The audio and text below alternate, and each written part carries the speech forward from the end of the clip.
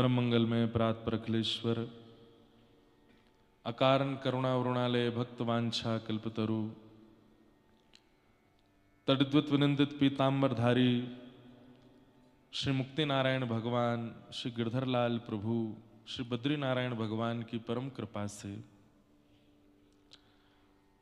अति दुर्गम एवं देव व्रत के तुल्य स्थान पर्वतराज हिमालय की पावन गोद में हम आप सब लोग बैठे हैं और हिमालय को भी गौरव होता है जिनकी उपस्थिति से, ऐसे मुक्ति नारायण भगवान। हिमालय को गौरव इस बात का नहीं है कि वह सबसे ऊंचे शिखर वाले हैं। हिमालय को गौरव इसलिए नहीं है कि वे पवित्र नदियों के उद्गम करता है। हिमालय को गौरव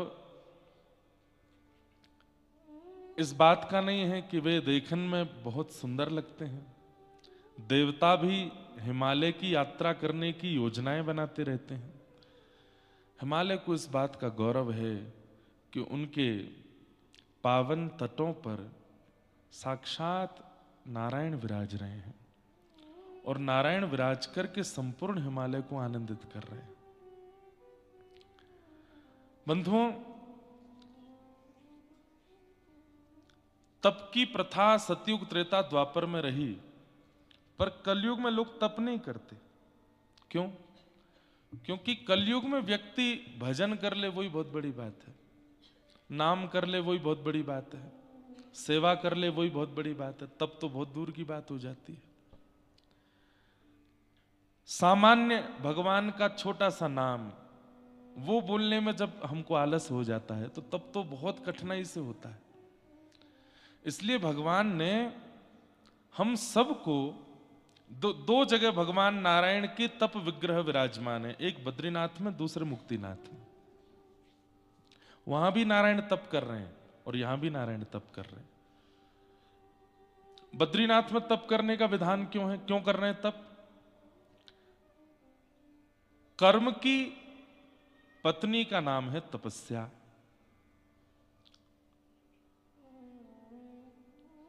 हम कर्म तो करते हैं पर तपस्या नहीं करते। बहुत ध्यान से सुनिएगा। तो भगवान बद्री विशाल वहां तप कर रहे हैं ताकि हम लोग केवल कर्म करें और हमें फल मिल जाया करे, तप ना करना पड़े। बस एक चीज करनी है, क्या? साल में, 2 साल में, 5 साल में एक बार बद्रिकाश्रम चले जाओ। तो उससे क्या होगा कि जो आपके निमित्त भगवान ने तप किया उसका फल आपको मिल जाएगा। हम तो तप करते नहीं, तो ठाकुर जी तप कर रहे हैं। अब रही बात कि संसार में कर्म फल हमको तपस्या से मिलता है। रावण को भी बिना तप के कुछ प्राप्त नहीं हुआ, कंस को भी बिना तप के कुछ प्राप्त नहीं हुआ, बड़े बड़े राक्षसों को भी बिना तप के कुछ प्राप्त नहीं हुआ। हम मानवों को कैसे मिल जाएगा? इसलिए ठाकुर जी को चिंता हुई और ठाकुर जी बद्रिकाश्रम में तपस्या पर बैठ गए ताकि हम केवल कर्म करें, वो फल हमको मिल जाया करे। तपस्या हमारे निमित्त ठाकुर जी कर रहे हैं। इसलिए किसी भी वैदिक कर्म में, किसी भी अनुष्ठान में हम अपना नाम बोलते हैं, गोत्र बोलते हैं, संकल्प लेते हैं, वो संकल्प सीधा ठाकुर जी को जाता है। ठाकुर जी हमारे गोत्र सुन करके, नाम करके, ठीक है अब तुम्हारे नाम से हम तप कर रहे हैं, तुम कर्म करो, फल प्राप्त करो, तप हम करेंगे। लेकिन तब भगवान को चिंता हुई कि संसार में कर्म फल तो इसको मेरी तपस्या से मिल जाएगा, पर मुक्ति, मेरी प्राप्ति इसको हो उसके लिए भी तप करना पड़ेगा। ये वो भी नहीं करेगा। तो इसलिए ठाकुर जी यहां आ गए और यहां विराज करके हमको बिना तप किए ही उनकी प्राप्ति हो जाए, इसलिए मुक्तिनाथ में ठाकुर जी तपस्या कर रहे हैं। समझ में आई बात? कर्म फल प्राप्त के लिए भी तप करने की आवश्यकता है और भगवत प्राप्ति के लिए भी तप की आवश्यकता है, और हम दोनों में ही तप नहीं करते। हम कर्म फल के लिए तप नहीं करते, हम भगवत प्राप्ति के लिए भी तप नहीं करते। इसलिए कर्म फल की प्राप्ति के लिए तपस्या बद्रिकाश्रम में भगवान कर रहे हैं और ठाकुर जी की प्राप्ति के लिए तपस्या भगवान मुक्तिनाथ में कर रहे हैं। हमें केवल इतना करना है, अपने जीवन में इनको आके प्रणाम कर लें। जब जब अवसर मिले आके इनको धन्यवाद कहें। हमारी सामर्थ्य तो नहीं तप करने की नाथ, हम इतना ही तप कर सकते हैं कि हम घर से मुक्तिनाथ आ सकते हैं। रास्ते में आने वाली अड़चने, रास्ते में आने वाली रुकावटें, रास्ते में आने वाले जो भी दुर्गम मार्ग हैं, बस इनको ही सह लें, यही तपस्या हमारी। कई लोग वह भी उससे भी बचने का प्रयास करते हैं। एक बात बोलूं आपको, बद्रीनाथ, केदारनाथ, मुक्तिनाथ, ये जितने भी हिमालय की यात्राओं पर भगवान के धाम हैं, यहां थोड़ा सा अगर असुविधा हो तो चलता हो, अच्छी बात है। थोड़ा तो तप बनेगा हमसे। अनुकूल भोजन नहीं मिल रहा। अब नीचे अगर होते हैं तो 3 प्रकार की सब्जी बनती हैं, 2 प्रकार की दाल बनती हैं, दही भी होती है, चटनी भी होती है। यहां पर एक ही सब्जी बन जा रही है, एक ही दाल बन जा रही है, उसी को ही पा ले रहे हैं। न कम करो भैया उसको, वाह, बंद ही कर दियो सीधा।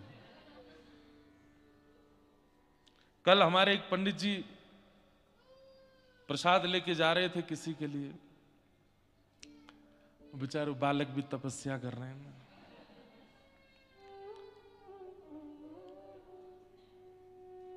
तो हमने पूछा कहाँ जा रहे हो? बोले कि वो कुछ लोग थोड़े अस्वस्थ से हैं, उनके लिए भोजन लेके जा रहे हैं। मैंने कहा अच्छा। बोले एक भैया हैं, उनको बहुत वमन हो रहा है, बहुत बहुत ज्यादा तबीयत खराब है, उनके लिए हम अभी तबीयत ठीक नहीं है तो 6 रोटी लेके जा रहे हैं। मैंने कि तबीयत ठीक नहीं है तो 6 रोटी, तबीयत ठीक होती तो अद्भुत अद्भुत जीवात्माएं हैं संसार में। उनको इस बात की चिंता नहीं है कि मेरे पेट में कुछ पच नहीं रहा है, उनको इस बात की चिंता है कि पेट खाली क्यों है, निकल गया तो फिर भरो।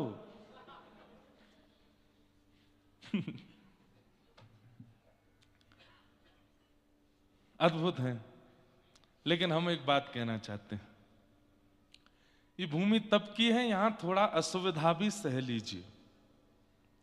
मार्ग की असुविधा है, वातावरण की असुविधा है, रहने की असुविधा है, प्रसाद की असुविधा है, चलने फिरने की असुविधा है। मैं जहां रुका हूं ना, मुक्तिनाथ भगवान के दर्शन में इतना कष्ट नहीं होगा, पर मुझसे मिलने अगर आप आए तो आपके नस नस कांप जाएगी। 5वीं मंजिल पर हूं और लिफ्ट नहीं है वहां पे। 4-5 राउंड तो हमारे ही लगते हैं ऊपर नीचे। एक हमारे पंडित जी हैं, वो एक सीढ़ी चढ़ते हैं फिर रुकते हैं, फिर दूसरी चढ़ते हैं फिर रुकते हैं, तीसरी चढ़ते हैं फिर रुकते हैं। मैंने कहा आप अपना इतना ध्यान क्यों रखते हो? बोले अपना थोड़ी रख रहा हूं, आपका रख सकूं इसलिए अपना रख रहा हूं। मैंने कहा बहुत बढ़िया। एक पंडित जी हैं हमारे, वो तो जब से आए हैं बस कथा मंडप और कमरा, कौन से मुक्तिनाथ, उनको यही नहीं पता दिशा कौन सी है मंदिर की।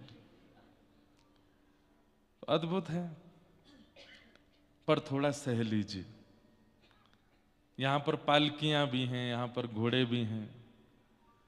एक बात कहें, धाम के प्रति सबसे बड़ा अपराध क्या है? कि धाम में आते ही 24 घंटे हो गए और आपने धामी का दर्शन नहीं किया। ये सबसे बड़ा अपराध है। और उस अपराध का एक ही फल होता है, पूर्व के पुण्य नष्ट होते हैं। ये जबरदस्ती नहीं लाए गए हैं इन धामों में। कई लोग हमारे इस परिकर के हमसे परेशान रहते हैं, महाराज जी जबरदस्ती क्या दिक्कत है, बंबई कलकत्ता में चल तो रही है कथाएं, क्यों मुक्तिनाथ ही जाना है इनको, क्यों बद्रीनाथ ही जाना है? क्योंकि हमें पता है कि हम संसार में जो कर रहे हैं कथा के अलावा, उसके अलावा हमसे भजन तप भाव कुछ बन नहीं रहा है। वो बंद होता है तो आपको पता चलता है, अपने आप हो रहा है। अच्छा, तो एक बार देखो हो जाए तो। वो बीमार हो गया है, हाँ। तो यहां थोड़ा सह लीजिए, अच्छा है सहना। रोटी अगर अनुकूल नहीं बनी है तो जैसी बनी है पा लीजिए। दाल में थोड़ी नमक कम है तो उसको भी पा लीजिए, मिर्च मसाले कम है पा लीजिए। स्वाद के लिए नहीं आए हैं यहां पर, कम कर दीजिए थोड़ा, हरि के लिए आए हैं। हम भी तो सह रहे हैं ना, कभी कुछ बढ़ रहा है, कभी कुछ कम, आवाज ज्यादा, ये सहना ही तप है। तो थोड़ा तप कीजिए। ये स्थान तप के लिए है, हम इससे ज्यादा कर नहीं सकते।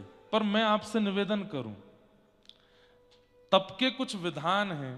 2 प्रकार के तप हम सब कर सकते हैं, एक तो मौन और एक अन्न। ये 2 तप हम सब कर सकते हैं। हमने तो नियम ले लिया मौन का, आज सुबह से हम बोले नहीं, अभी बस कथा में ही बोले हैं। अब कथा के बाद फिर मौन हो जाएंगे सूर्यास्त तक। कोई बहुत विशेष, अच्छा मौन का भी एक नियम होता है कि कोई बहुत विशेष सन्मुख आ जाए, विशेष मतलब हरिजन, हरि भक्त, तो फिर मौन रखना भी नहीं चाहिए, तो फिर बोल लेना चाहिए। नहीं तो फिर अपराध बनेगा। कोई बहुत बड़े महापुरुष सामने खड़े हैं और आप फिर भी मौन रख रहे हो, तो उनसे बात भी कर लेनी चाहिए। अन्न का तप, थोड़ा अन्न भी उसमें ज्यादा गरिष्ठ गर्विष्ठ मत पाओ। और यहाँ की जो पहाड़ पर्वत श्रृंखलाएं, थोड़ा टुपा उपा लगा के सोल वोल पहन के बैठ जाओ एकांत में। धूप में बैठो तो मुंह पे कुछ लगा लेना, नहीं तो जैसे सांप की कांचरी उतर जाती है ऐसी पूरे ये कांचरी उतर जाएगी। यहाँ की धूप बहुत तेज है, इसलिए जब धूप में बैठो तो कुछ मुख पे लगा लेना। और जब संध्या के समय बैठो तो कान नाक थोड़ी ढक के बैठना, हवा भीतर बर्फीली ना जाए, और नेत्र बंद करके बस ध्यान करना, उस प्रिय स्वरूप का ध्यान करना जिस ध्यान से भक्ति वर्धन होता है। नाम रूप लीला और धाम, 4 बातें ध्यान से सुनो। सबसे पहले ध्यान की विधा में है खूब नाम करके ध्यान में जाना चाहिए। खूब नाम करो, और जिस नाम को कर रहे हो उसकी छवि चित्त में बनाते रहो। हरिशरणम हरिशरणम हरिशरणम यदि जप रहे हो तो हरि ये जो पीछे विराजमान है इस छवि का ध्यान कर लो। शंख चक्र गदा पद्म है, गरुण पर विराजमान है, मंद कमल जैसे नेत्र हैं, कमल जैसा मुखमंडल है, कमल जैसी जिनकी सर्वांगण अंग की स्थिति है, ऐसे हरि उनकी मैं शरण में। हरि शरणम जब जब बोलो तब तब हरि सामने खड़े और मैं उनको प्रणाम कर रहा हूं। हरि शरणम, इस प्रकार हरि शरणम नाम जपो। युगल नाम कर रहे हो, राधे कृष्ण कृष्ण कृष्ण राधे राधे, राधे श्याम श्याम श्याम राधे राधे।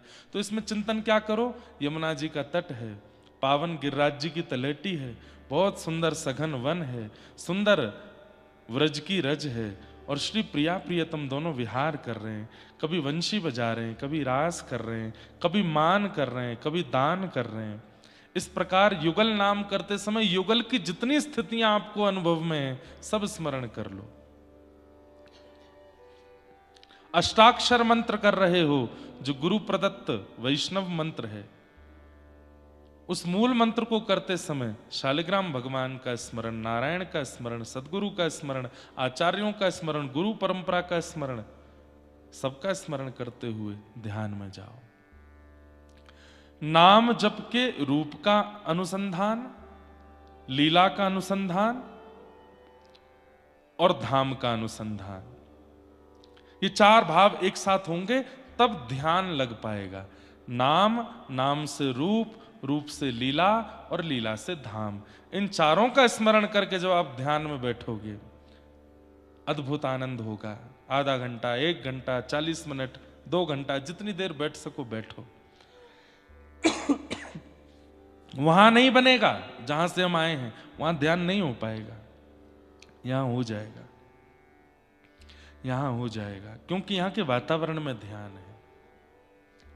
यहां पर धामी ही ध्यान कर रहा है, इसलिए यहां ध्यान हो जाएगा। ध्यान कीजिए। शाम को आज हम लोग कहीं मिलेंगे एक जगह पर और वहां नारायण कवच का पाठ करेंगे सब लोग। कल विष्णु सहस्त्र नाम, ऐसे करके रोज कहीं ना कहीं एक जगह स्पॉट चुन लेंगे, वहां मिल करके कुछ नाम किया करेंगे। जब मंत्र उच्चारण चले तो जिनको आता है वो करना, बाकी के लोग सुनना, और फिर स्तुति के विश्राम में फिर कीर्तन करेंगे।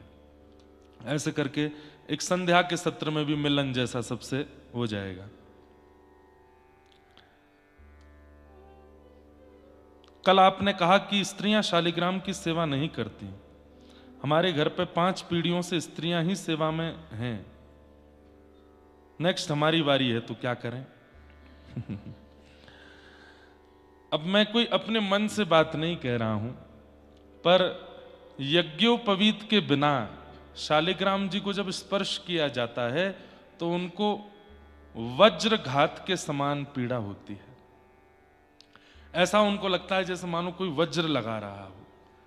तब इसका एक मुक्ति क्षेत्र महात्मा में आज सुबह पढ़ रहा था, अभी मुझे मिल नहीं रहा वो श्लोक, वहां पर एक बहुत सुंदर भाव बताया कि जैसे घर में अगर कोई शालिग्राम जी की सेवा करने वाला ना हो, केवल स्त्रियां ही हैं, बिना यज्ञोपवीत धारण करने वाले कोई व्यक्ति हैं, तो वो क्या करें? स्पर्श ना करें, केवल दर्शन करते हुए मानसी में उनकी सेवा कर लें, स्पर्श का भाव ना रखें। शालिग्राम जी को चित्त में विराजमान करके वहीं उनका स्मरण कर लें। जय श्री कृष्ण, जय हो, पधारो भगवान,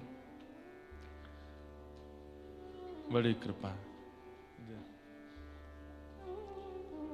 श्रीमन्नारायण नारायण नारायण, नारायण नारायण, दर्शन हुआ है? नारायण, स्नान भी करें?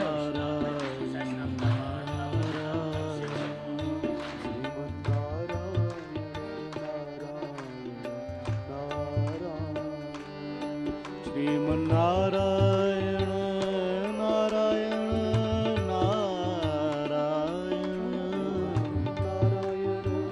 नारायण, श्रीमन्नारायण नारायण नारायण, नारायण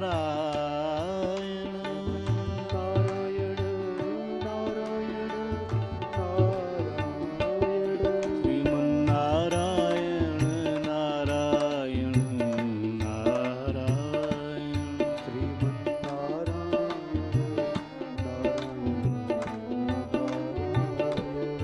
भजमन्नारायण नारायण नारायण।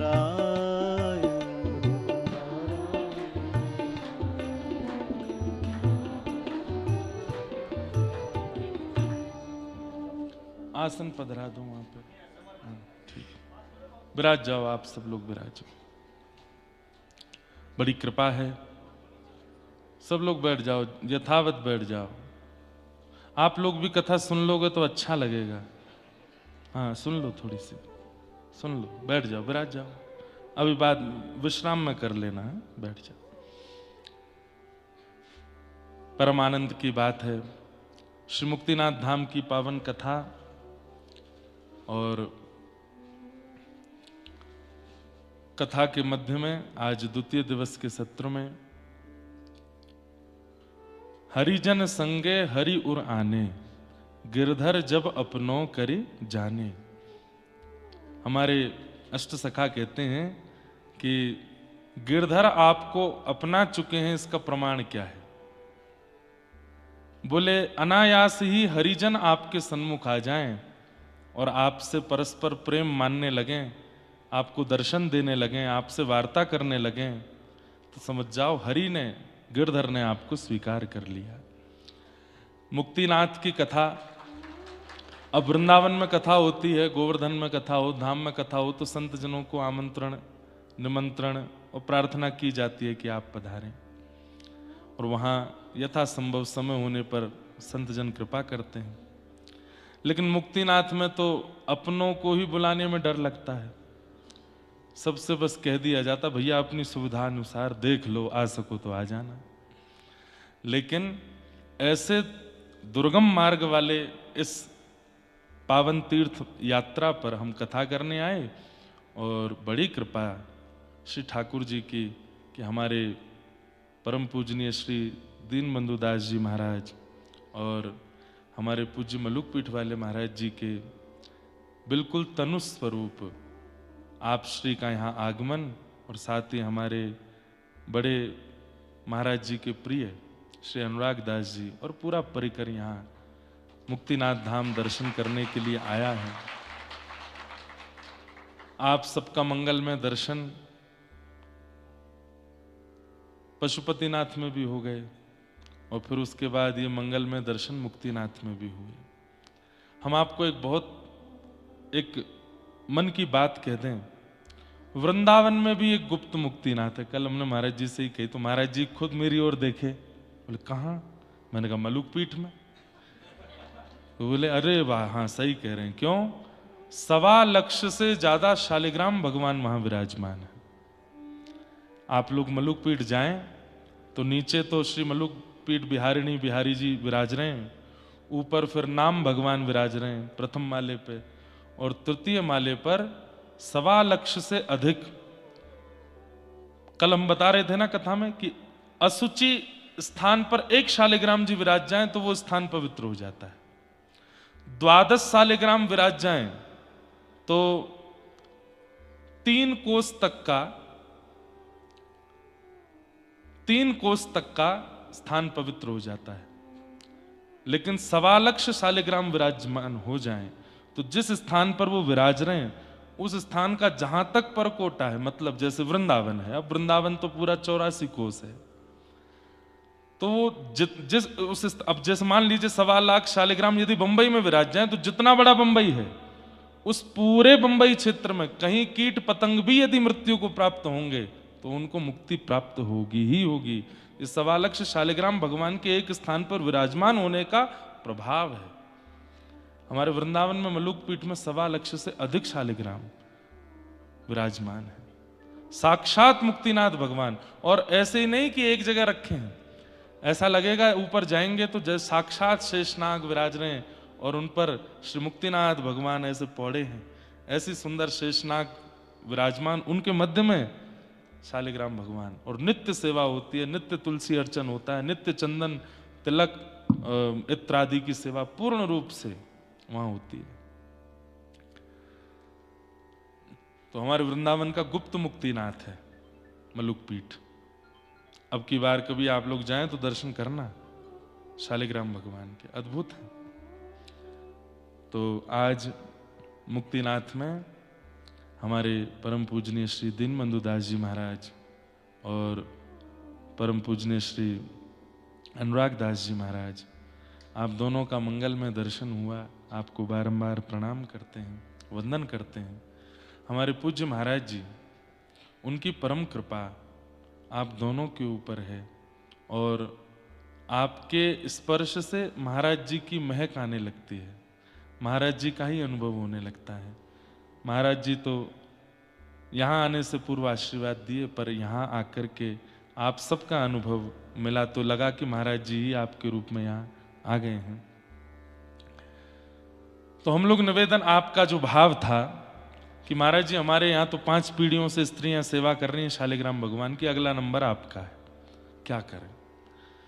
तो आज ही हम पढ़ रहे थे सुबह, तो वहां स्पष्ट था कि वज्रपात के समान कष्ट होता है शालिग्राम भगवान को अगर कोई बिना यज्ञोपवीत धारण किए उनका स्पर्श करे। कहीं कहीं करा देते हैं माताओं को भी यज्ञोपवीत धारण, अब उसके पीछे क्या रहस्य है, क्या बात, वो बड़े लोग सब संत जन जाने। पर माताओं को तो और सरल कर दिया ना, वहां पर लिखा था कि अगर परिवार में कोई यज्ञोपवीत धारण नहीं करता है और शालिग्राम भगवान की सेवा नहीं हो पा रही है तो बहुत सुंदर विधा है, बोले क्या, स्पर्श मत करो, शालिग्राम भगवान को निहार करके चित्त में धारण करके वहीं मानसी सेवा कर लो, वहीं मानसी अभिषेक कर लो, वहीं मानसी चंदन लगा दो, वहीं मानसी पुष्प। अब आप कहोगे महाराज जी हमारे मन को संतुष्टि नहीं मिल रही है। देखो भैया, हमारे आचार्यों ने मानसी सेवा को प्रत्यक्ष सेवा से बहुत अधिक बताया। लोग प्रत्यक्ष सेवा तो कर लेते हैं, लेकिन मानसी सेवा नहीं बन पाती, क्योंकि मानसी सेवा उसी की बन पाएगी जिसका अंतःकरण बहुत पवित्र होगा। अब प्रत्यक्ष में तो आप लड्डू गोपाल को खूब सजा लो, खूब श्रृंगार कर लो, खूब माला बन, लेकिन कहें कि चलो नेत्र बंद करके अब ध्यान करो, तो नेत्र बंद करके ध्यान करने में तो कुछ पानी पूरी दिख रही है और दुनिया भर के सामग्री दिख रही है, दुनिया भर के विषय वासना व्यसन दिख रहे हैं। मानसी अपवित्र है तो प्रत्यक्ष की सेवा का कोई लाभ नहीं है, लेकिन मानसी पवित्र है तो प्रत्यक्ष सेवा ना भी बने तो भी चलेगा। तो वहां पर लिखा कि जो यज्ञोपवीत धारण नहीं करते और जो माताएं बहनें हैं, दो स्थिति बताई गई हैं। मैं दूसरी बताना नहीं चाह रहा था लेकिन बता देता हूं। प्रथम कि वो मानसी सेवा करें, दूसरा या फिर उनकी स्थिति ऐसी पहुंच गई हो जैसी कर्माबाई, या फिर जैसी स्थिति पहुंच गई हो जैसी सबरी, जैसी मीराबाई, या तो उस स्थिति में पहुंच गए हो जहां पर देहाभिमान शून्य हो गए हो। देहाभिमान शून्य क्या होता है? देहाभिमान शून्य क्या होता है? अब बैठे हैं, बैठे बैठे ऐसे बैठ गए, इसका मतलब क्या है? देह अभिमानी है। हम देह अभिमान से शून्य नहीं है। हमारे घुटने ने अभिमान किया कि मुझे पीड़ा हो रही है, थोड़ा कंफर्टेबल करो, तो हम ऐसे बैठ गए। ये बहुत सूक्ष्म देहाभिमान। देहाभिमान क्या है? बैठे बैठे कमर दर्द हो रही है, पीछे कोई मसनद लगा दो, ये क्या हो गया? देहाभिमान। प्यास लग रही है, पानी पिलाओ, गरम नहीं थोड़ा ठंडा पिलाओ, देहाभिमान। सब्जी में थोड़ा नमक डालो, दाल में एक नींबू निचोड़ो, थोड़ा सा घी और डाल दो, हाँ अब आया स्वाद, देहाभिमान। देह की प्रत्येक इंद्रियां अपनी अनुकूलताएं खोजती रहती हों, उसी को देहाभिमान कहते हैं। और उससे जब व्यक्ति शून्य हो जाता है तब वह सब वेद विधियों से ऊपर उठ जाता है, तब वह सेवा कर सकता है। हम देहाभिमान शून्य तो नहीं हुए, हम कैसे सेवा कर सकते हैं फिर? इसलिए मानसी सेवा करो, शालिग्राम भगवान की मानसी सेवा करो, अगर यज्ञोपवीत धारण नहीं है तो, और माताएं बहनें सेवा में है तो। बाकी घर में यदि यज्ञोपवीत धारण करने वाले कोई भैया हैं, वो शालिग्राम जी की सेवा सबसे ज्यादा सरल। पूज्य महाराज जी की कथा हम सुन रहे थे, क्या कह रहे? धो के पी लो, दिखा के खा लो। शालिग्राम भगवान को धो के चरणामृत पी लो और नैवेद्य दिखा करके प्रसादी करके पालो, बस, इससे ज्यादा कुछ नहीं करना है। श्री शालिग्राम भगवान की सेवा बड़ी सरल है, बस ये एक छोटा सा नियम है, इसको तो पालन करना पड़ेगा। तो आपकी जो भावना है उसका हमने उत्तर दे दिया है।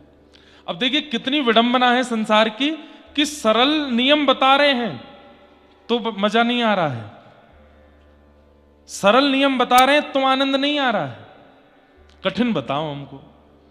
अभी कोई व्यक्ति बड़ी पीड़ाओं से युक्त हो जाए, उसको कह दो कि भाई तुम एक काम करो, अष्टाक्षरी किया करो, द्वय मंत्र किया करो, महामंत्र किया करो, विजय मंत्र किया करो, कुछ नहीं करना है, 8 माला करो, बस सब मंगल में होगा।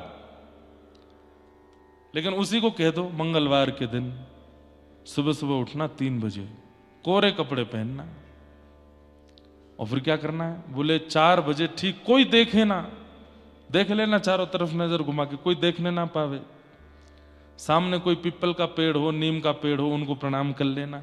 उसके बाद उत्तर दिशा में मुख करके बैठना, आसन बिल्कुल शुद्ध होना चाहिए, उस पर बैठ करके फिर विजय मंत्र करो, फिर महामंत्र करो। अब आपने इतने नियम बता करके बना दिया तो उसका इंटरेस्ट जग जाएगा। सीधे सीधे बोल दो कि भगवान नाम गाओ, नई रुचि बनेगी, लेकिन उसको घुमा फिरा के बहुत सारे ये विशेष दिन पर इतने बजे ही होना चाहिए, ऐसे ही होना चाहिए, इतना ही होना चाहिए, तो उसको आनंद आने लगता है। तो उसको लगता है कि हाँ ये महाराज जी पढ़े लिखे हैं, ज्यादा जानकार हैं। क्यों ऐसा है? कितना अच्छा है, बढ़िया प्रेम से मानसी सेवा करो, स्पर्श ही नहीं करना, खर्चे ही नहीं करना, सामग्री ही नहीं लानी, नेत्र बंद करके वहीं सेवा कर लो। लेकिन अब लोगों को लगेगा इसमें मजा नहीं आ रहा है, हमको प्रत्यक्ष सेवा बताओ। प्रत्यक्ष सेवा के लिए तो यज्ञोपवीत वाले ही कर सकते हैं। फिर आपने कहा कि जैसे आपने कहा था कि एक भक्त की वजह से 21 पीढ़ियां तर जाती हैं, किंतु कुंभन दास जी अपने पुत्रों में 7 पुत्रों में से 1.5 पुत्रों को ही भक्त मानते थे, अपना मानते थे, तो क्या उनकी बाकी की पीढ़ियों में भक्त नहीं हुए? चतुर्भुज दास जी को छोड़कर इस तुच्छ की शंका का निवारण करें। क्यों नहीं हुए? कुंभन दास जी के अब आगे का वंश हमने देखा नहीं है, हुए तो होंगे, उनकी कृपा से भक्तजन तो हुए ही होंगे। और बाकी सबसे बड़ा प्रमाण यह है कि कुंभन दास जी के कुल में हुए नहीं हुए वो बात छोड़ो, कुंभन दास जी का चरित्र सुनकर के और उनके भाव सुनकर के कितने भक्त हो गए। कुंभन दास जी के पदों को सुनकर के कितने चित्त में भक्ति आ गई। तो 21 पीढ़ियां केवल वही थोड़ी होती हैं जो रक्त संबंधित जन्म ले रहे हों, पीढ़ियां तो उससे भी चलती हैं। गोस्वामी तुलसीदास जी का पालन करने वाले, नित्य मानस जी का पाठ करने वाले, क्या गोस्वामी जी उसको अपनी पीढ़ी का नहीं मानते होंगे? ये हमारे ही वंश का है भैया, ये हमारी प्रणाली से ही चल रहा है। सूरदास जी के द्वारा बताए गए भक्ति प्रणाली को पालन करने वाला वो सूरदास जी के वंश का ही माना जाएगा। तो वंश केवल रक्त संबंधित नहीं होता, संसार में होता है रक्त संबंध से वंश, लेकिन भक्ति में तो कई बार भजन प्रणाली का पालन करने वाला भी उसी वंश का माना जाता है। ये इस वंश के हैं भैया, ये उसी वंश में भक्ति करते आए हैं। तो इस प्रकार 21 पीढ़ियां तो तरती ही हैं एक भक्त के जन्म लेने से, ऐसी भावनाएं हैं। कल हम लोगों ने महात्म की चर्चा सुनी, आज से प्रथम स्कंद में प्रवेश करते हैं और फिर वहीं आगे की चर्चाओं को आनंद से श्रवण करेंगे। जन्माद्यस्य यतोऽन्वयादितरतः चार्थे स्वविज्ञ स्वराट तेने ब्रह्म हृदय आदि कवये मुह्यन्ति यत्सूरय तेजो वारि मृदां यथा विनिमयो यत्र त्रिसर्गो मृषा धाम्ना स्वेन सदा निरस्तकुहकं सत्यं परम धीमहि। भागवत जी का प्रथम श्लोक है, सत्यम परम धीमहि। उस परम सत्य का मैं ध्यान करता हूं। कौन है परम सत्य? बोले जन्माद्यस्य यतोऽन्वयाद् इतरतः, जो जन्म मृत्यु आदि के इन संसर्ग चक्रों से अन्वयाद इतरतः अलग हैं, जो इस संस्कृति में कभी पड़ते नहीं, परंतु इस पूरी संस्कृति के जो अधिष्ठाता है। जन्म उन्हीं की सोचने से होता है, मृत्यु उन्हीं के सोचने से होती है, सृष्टि उन्हीं के चिंतन से चलती है, पर इसका उन पर कोई प्रभाव नहीं है। कृष्ण परक अर्थ करते हुए हमारे आचार्य चरण कहते हैं, जन्माद्यस्य यतोऽन्वयाद् इतरतः, जो परमात्मा जन्म लेते ही अन्वयाद् इतरतः कहां चले गए? बोले गोकुल चले गए, अपने माता पिता को छोड़ के यशोदा मैया के पास चले गए। और वहां क्या किए? चार्थे स्वविज्ञ स्वराट, जो सब जानते हैं, अविज्ञ हैं, अनविज्ञ नहीं है। ठाकुर जी को सब पता है, आप किस भावना से आए हो, कहां से आए हो, किस मन से आए हो, किस स्थिति से आए हो, उनको सब पता है, उनको बताने की आवश्यकता नहीं है। मैं मुक्तिनाथ आया हूं, कैसे कैसे आया हूं, किन किन विचारों को लेकर के आया हूं, यहां आकर के किन किन प्रकार के विचारों में हूं, ये सब जिन्हें पता है। चार्थे स्वविज्ञ स्वराट, जो अविज्ञ हैं, जय हो, अविज्ञ हैं, अनविज्ञ नहीं है। पूतना रूप बदल करके आई, पर देखते ही पहचान गए कौन है, राक्षसी है, और तुरंत अपने नेत्र मूंद लिए, नहीं देखा उसकी ओर। जो दृष्टि की अधिकारिणी नहीं है उसको नहीं देखेंगे। चार्थे स्वविज्ञ स्वराट, अविज्ञ हैं। एक बहुत सुंदर कथा आती है कि ठाकुर जी को बिन बताए सब पता है। इस पर विश्वास बहुत जल्दी नहीं बन पाता हम लोगों का। ये स्वभाव बन गया हम मानवों का कि मंदिर जाके हमको लगता है कि एक बार तो बता चले इनको कि ये पीड़ा है। और गणेश जी के, शंकर जी के मंदिरों में तो विशेष है, गणेश जी के मंदिर में मूषक के कान पर ज्यादा भीड़ लगी रहती है, गणेश जी के दर्शन में कम है। शंकर जी के मंदिरों में नंदी जी के कान के पास ज्यादा खड़े हैं। क्यों? बता तो चलें। भैया लेके गोद में विराजो, थोड़ी देर कथा सुनो। हाँ, विराज जाओ, यहीं बैठ जाओ, सामने बैठ जाओ। क्या बता रहा था मैं?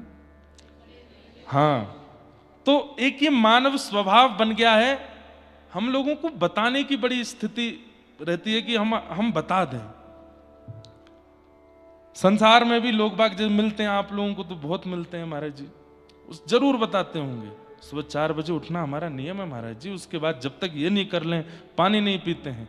हर महीना वृंदावन जाना, गिरिराज जी की परिक्रमा करना, और परिक्रमा भी ऐसे नहीं करते महाराज जी हम बंदरों को कुछ खिलाते चलेंगे, ये सब बताने की स्थिति रहती है। और यही स्थिति फिर ठाकुर जी के साथ घटने लगती है। मुक्तिनाथ आए हैं, इतना श्रम करके आए हैं, बता तो चलें पीड़ा कितनी है हमारे जीवन में। फैक्ट्री खोली थी, वो बंद होने वाली है, हे मुक्तिनाथ भगवान थोड़ा वहां देख लेना, उसका भी ध्यान, बालक का विवाह नहीं हो रहा वो भी देख लो, पैर थोड़े खराब हो गए हैं, पिट्ठू पे चढ़ के आना पड़ा है ऊपर, थोड़ा इन पे भी ध्यान दे लो। बताना हमको बहुत स्वभाव बन गया हम मानवों का। लेकिन भागवत जी क्या कह रही हैं? वो अविज्ञ हैं, अनविज्ञ नहीं है, सब पता है उनको। एक देवाजी का चरित्र आता है भक्तमाल जी में। 4 भुजा नाथ जी का मंदिर है उदयपुर में ही है, उदयपुर के पास ही है। मीराबाई के वंश ने भी उनकी सेवा की, और आज के जो उदयपुर का राजवंश है वो आज भी उनकी सेवा करते हैं, 4 भुजा नाथ जी। तो 4 भुजा नाथ जी कि मंदिर में एक सेवा में रहते थे श्री देवाजी। तो वहां के राजाओं का आज भी नियम है कि एक समय में राजा जो भी वहां की राज पदवी पर बैठे हैं वो जाएंगे, चंवर करते हैं ठाकुर जी को। मंदिर में प्रवेश नहीं करते, मंदिर की सेवा दूसरों की है, पर राजा जाएंगे और जाके ठाकुर जी की सेवा करते हैं। तो देवाजी नाम के सेवक ठाकुर जी की सेवा में थे, 4 भुजानाथ जी की सेवा चल रही थी।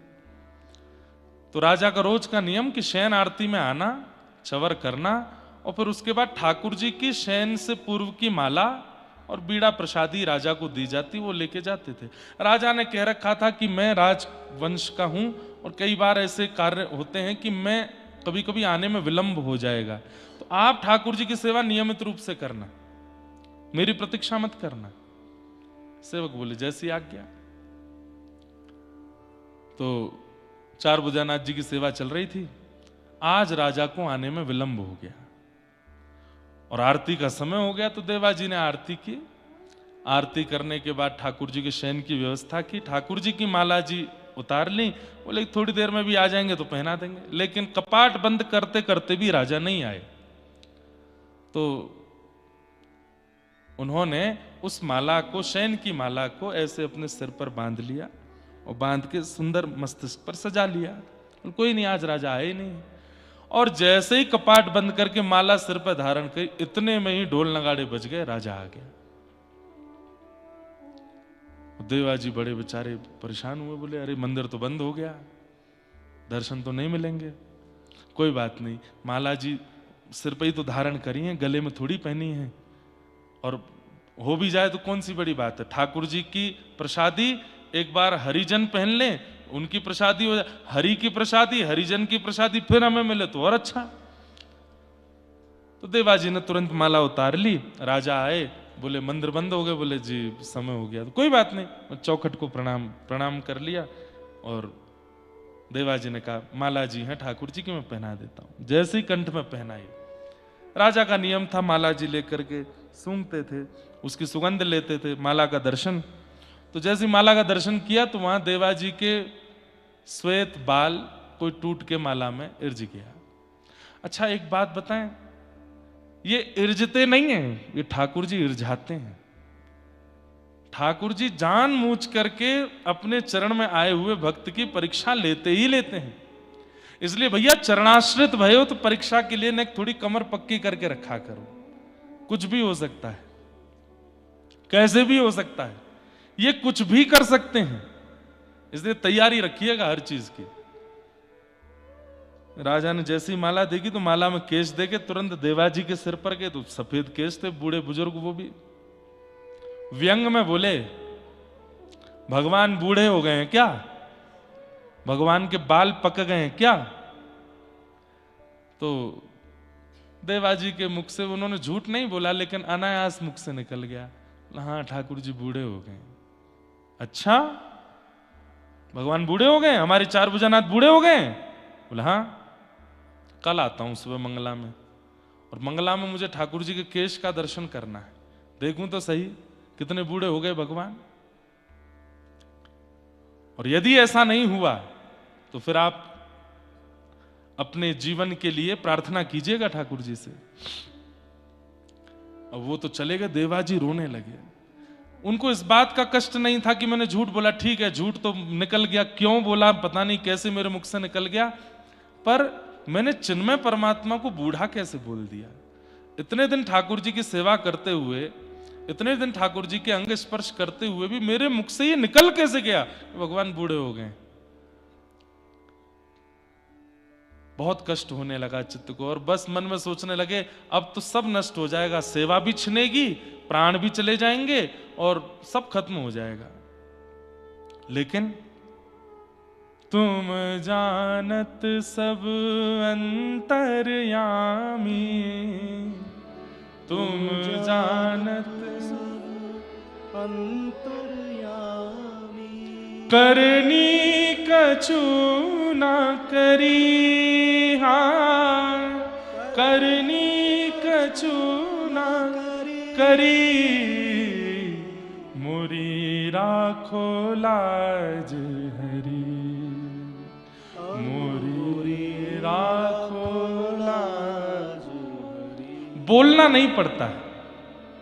अच्छा एक बात बताएं, जैसे कोई हमारे बारे में सब जानता हो, फिर भी हम बार बार उसको बोलते हैं तो सामने वाला या तो चिढ़ जाएगा या फिर बोलेगा अरे तुझे पता, मुझे सब पता भाई, क्यों बता रहा है बार बार, जानता हूं मैं।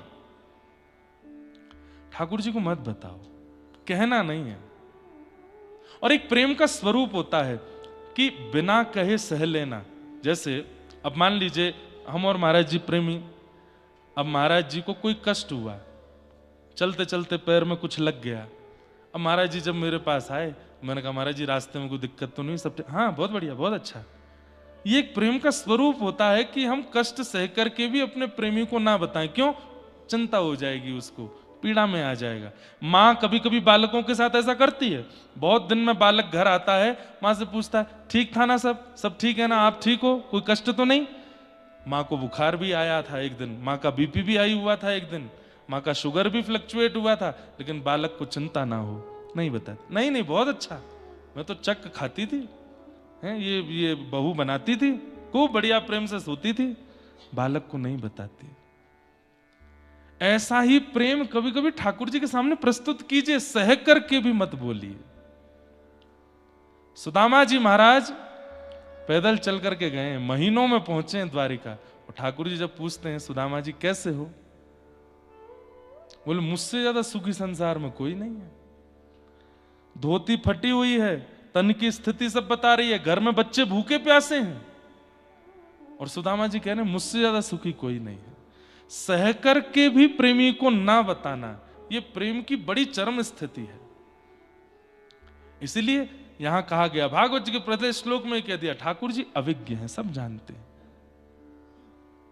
देवाजी सुबह सुबह मंगला में पहुंचे, राजा आ गया था, और राजा तो व्यंग में बस देवाजी को देख रहा था, बोले कपाट खोलो देखता हूं, सब बूढ़े हो गए भगवान।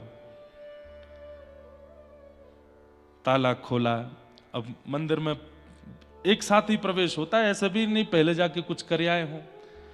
जैसे ही द्वार खोले और जैसे ही कपाट खुले हैं, बोल चार भुजानाथ भगवान की, और जैसे ही दर्शन किए हैं महाराज, कल तक भी नहीं थे, आज ठाकुर जी के सबरे बाल सफेद हो गए, श्वेत केश हैं ठाकुर जी के। हमारे काठमांडू में तो एक भगवान भी पौधे हुए हैं जलाशय में, उनको बूढ़ा केदारनाथ है, क्या बोलते, बूढ़ा नीलकंठ। अब वो बूढ़ा क्यों बोलते हैं? वृद्ध, वृद्ध, मतलब अर्थ ये होगा बहुत पुराने हैं। अरे बूढ़े तो ठाकुर जी बूढ़े थोड़ी होते हैं, लेकिन उसका अर्थ ऐसा होगा कि बहुत प्राचीन है। बूढ़ा नीलकंठ दर्शन करना अगर काठमांडू जाओ तो बहुत सुंदर है। और उनकी भी ऐसा है कि नीचे ऐसे देखो तो जलाशय में उनकी मुखमंडल दिखता है, हो ही नहीं सकता ऐसा, लेकिन वो दिखते हैं। और वो छोटे छोटे ब्रह्मचारी वहां सेवा करते हैं, इतना सुंदर वहां पे अनुभव होता है ठाकुर जी का। तो आज कौन हो गए? बोले बूढ़े चार भुजानाथ, बाल सफेद हो गए। सब लोग देख करके आश्चर्यचकित हो गए। देवा जी के तो नेत्रों से अश्रुधार गिरने लगी। अरे जय जय, ये क्या किया आपने? लेकिन राजा को संशय हुआ कि पुजारी हैं, हो सकता है बीच रात्रि में आकर के जो है गोंद से सफेद बाल लगा गए हों बचने के लिए। भीतर प्रवेश कर गए गर्भगृह में और देखने के लिए ठाकुर जी के केश पकड़ करके खींचे। तो कहते हैं जैसे ही खींचे, कमल नयन भगवान जो बिल्कुल मंद मुस्काते हुए खड़े थे चार भुजानाथ जी, तो जैसे केश खींचने पर एक सिसकारी मुख से निकलती है और भौहें ऐसे हो जाती हैं और व्यक्ति को जैसे पीड़ा में उसका मुखमंडल हो जाता है।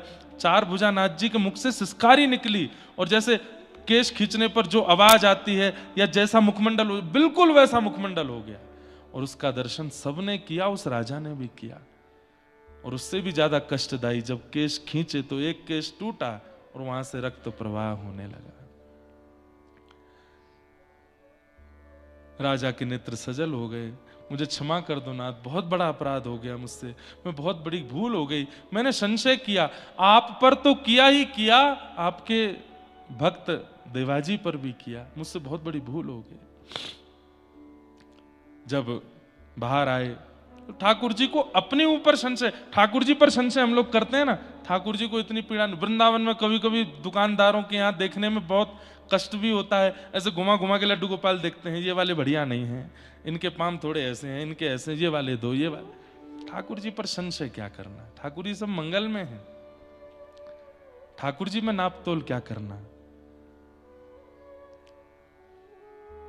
और देवाजी की उस भक्ति पर ठाकुर जी रीझ गए और बिना कहे ही करके दिखा दिया, उनके प्रेम लक्षणा भक्ति को स्वीकार करके दिखा दिया। चार थे स्वविज्ञ स्वराट, ठाकुर जी अविज्ञ हैं। और कैसे हैं? बोले स्वराट, उनको किसी से प्रकाश की आवश्यकता नहीं, वो स्वयं प्रकाशवान है। कृष्ण लीला में वर्णन करते हैं कि भगवान के सामने पूतना आदि राक्षस आए, सबको ठाकुर जी पहचान गए। यशोदा मैया और सब गोपियां अंधेरे में छीके में मटकी रखती हैं, तो ठाकुर जी अंधेरे में जाते हैं। कृष्ण करणामृत का एक श्लोक है, मुझे याद नहीं है, मैं आज ढूंढ के कल सुना दूंगा। वहां पर श्री विल्लु मंगल जी एक बहुत सुंदर वर्णन करते हैं। इस वर्णन को आप केवल अनुभव करो, सुनो मत। क्या कहते हैं कि श्री कृष्ण का तन कैसा है, श्री कृष्ण का वपु कैसा है? बोले वो जितने अंधेरे में जाते हैं उतने ज्यादा सुंदर लगते हैं, जितने प्रकाश में रहते हैं सुंदर तो तब भी लगते हैं, लेकिन वो जितने सघन कुंज में जाते हैं जहां सूर्य का प्रकाश ना पहुंच रहा हो, असंख्य वृक्ष वल्लरियों के बीच में, किशोरी जी जब जब भी श्याम सुंदर से मिलती है नुकुंज में ही मिलती हैं। क्यों? जहां सूर्य का प्रकाश ना पहुंचे। और वहां जब ठाकुर जी जाकर के बैठते हैं अंधेरे में, तब ठाकुर जी की नील सरोरुह कांति जब उठने लगती है। कैसा है ठाकुर जी का तन? अभिनव जलधर सुंदर। अथाह जलाशय जहां होता है तो गहरे जल का जैसा वर्ण होता है वैसा वर्ण है ठाकुर जी का, और अंधेरे में वो और खिलने लगते हैं। तो किशोरी जी ठाकुर जी को और अंधेरे में ले जाती हैं और भीतर ले जाती हैं, और जहां पे सूर्य का प्रकाश ना हो वहां ले जाके बैठती हैं। और वहां जाकर के किशोरी जी जब ठाकुर जी को देखती हैं, ऐसा सुंदर अंग प्रकट होता है ठाकुर जी का, ऐसी सुंदर कांति दिखती है ठाकुर जी की। सूर्य में ठाकुर जी इतने प्रिय नहीं लगते जितने अंधेरे में प्रिय लगते हैं। वो तो विनोद की बात है, हम लोग ठाकुर जी को ऐसे बोल देते, कभी कभी आनंद विनोद में बोल देते हैं, कालिया बोल रहे हैं, कजुकारो ठाकुर बोल, शालिग्राम भगवान है, इनके संग एक क्रम करके देखो, घनघोर अंधेरा में शालिग्राम भगवान को देखो, बिल्कुल कृष्ण कांति है शालिग्राम भगवान की, ऐसे ही है ठाकुर जी। शालिग्राम भगवान को कभी, ये मैंने भी किया नहीं है, लेकिन बिल्लो मंगल जी ने कृष्ण करणामृत में कहा है तो एक बार करके देखो। अंधेरे में ठाकुर जी को देखो। और सुंदर बताऊं, बहुत धीमा सा दिया जला दो और तब घर के ठाकुर जी का दर्शन करो, बहुत सुंदर लगते हैं। दिए में ठाकुर जी का मुखमंडल जितना, इसलिए दक्षिण भारत में कहीं भी चले जाओ, कहीं लाइट नहीं है गर्भगृह में, सब जगह दिए में ठाकुर जी। हमारे वृंदावन के बिहारी जी भी दिए में ही दर्शन देते हैं, और भी कई, दाऊ जी में, हमारे ब्रजमंडल में दाऊ जी भी दिया में ही दर्शन देते हैं। कृष्ण वर्ण जो है उसका जो ठाकुर जी का अंतः प्रकाश जो है वो अंधेरे में ही दिखता है। बद्री विशाल भगवान, वहां पर भी दिया जलता है, वहां पर भी अंदर लाइट नहीं है, बाहर से भले ही लगा दें, लेकिन ठाकुर जी का अंग कैसा है? स्वराट, वो अपने प्रकाश से प्रकाशित रहते हैं,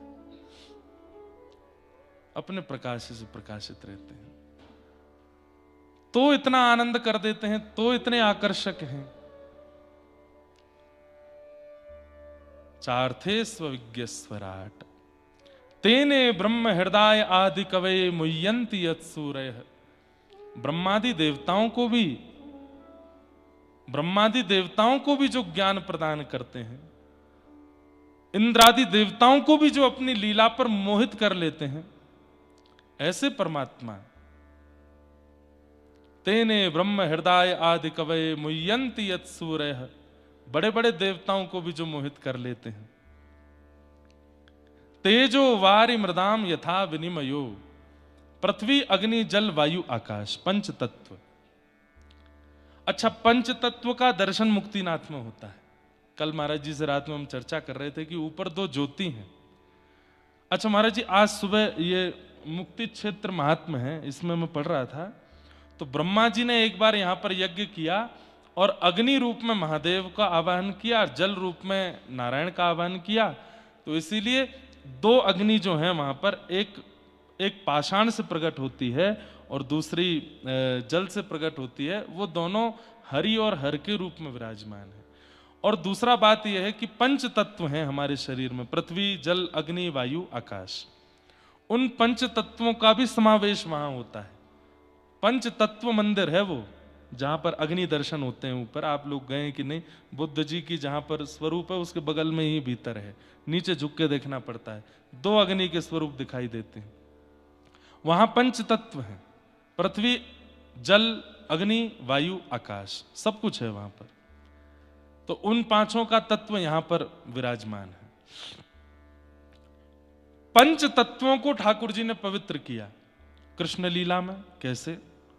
पृथ्वी मृदभक्षण लीला से, तृणावर्त का वध करके भगवान ने वायु को पवित्र किया, कालिया नाग का मर्दन करके भगवान ने जल को पवित्र किया, 2 बार दावाग्नि का पान करके अग्नि को पवित्र किया, और महाराज करके भगवान ने आकाश को पवित्र किया।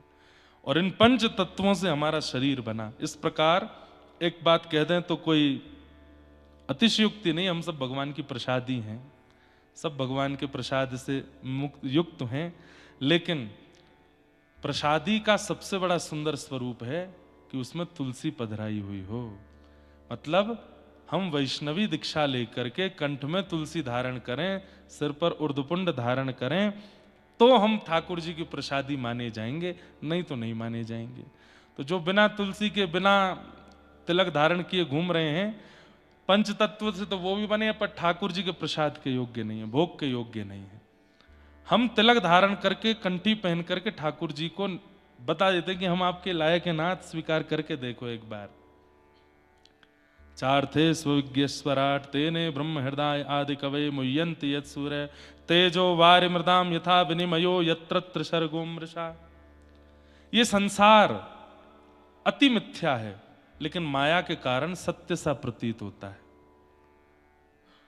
मन पंछी उड़ जई है जादन, सूरदास जी कह रहे हैं, मन पंछी उड़ जई है, मन पंछी उड़ जई है जादन, मन इस पद की एक पंक्ति मुझे बहुत बढ़िया लगती है।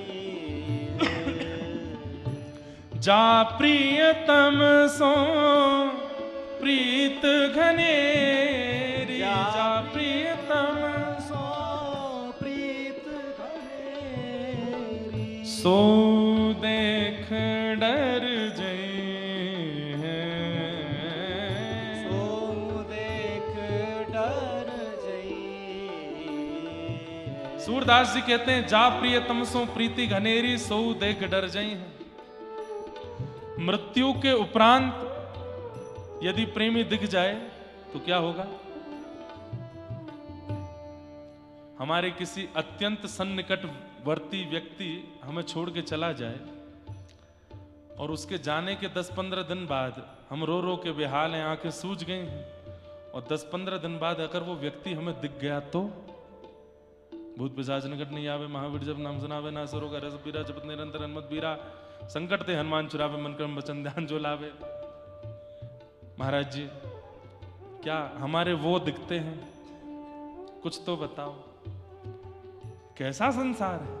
और इस संसार में जो अप्रकट होने पर भय दे रहा है उसको हम प्रकट रूप में अपना कैसे मान सकते हैं? आप लोग कहेंगे महाराज जी हमको नहीं लगेगा भय अगर हमारे वो प्रकट हो जाएं तो।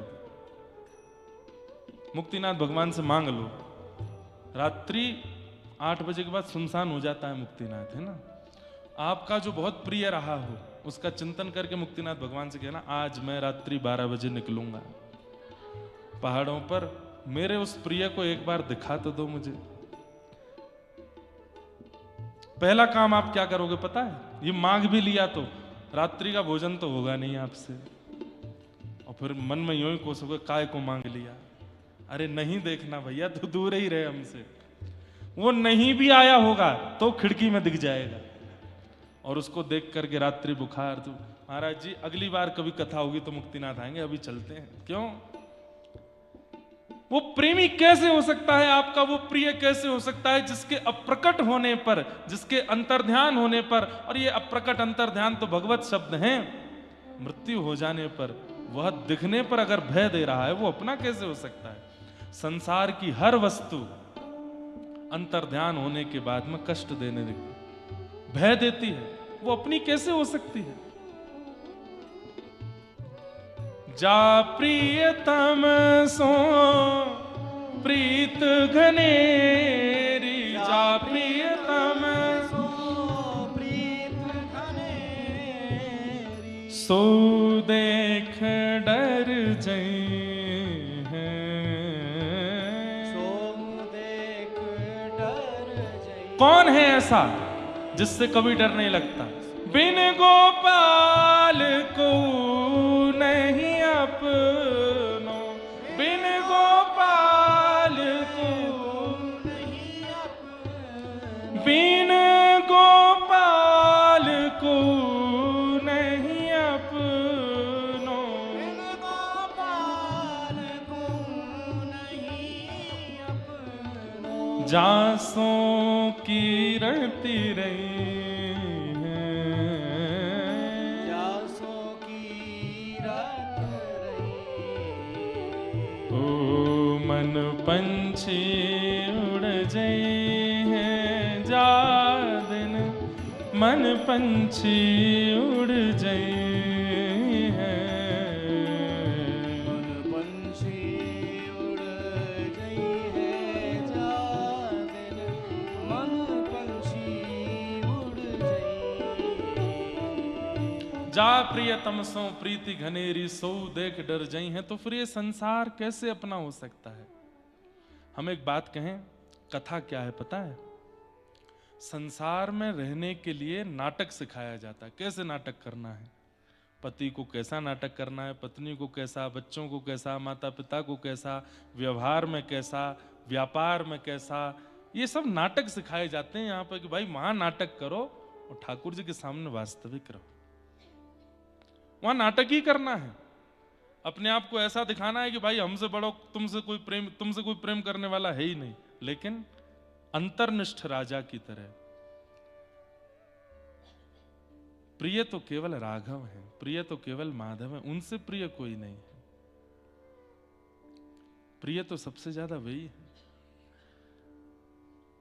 हम ये बात बोल देंगे तो थोड़ा अटपटा सा हो जाता है माहौल, लेकिन कथा करते करते बहुत नहीं तो थोड़ा थोड़ा तो व्यवहार में नाटक आ ही गया है।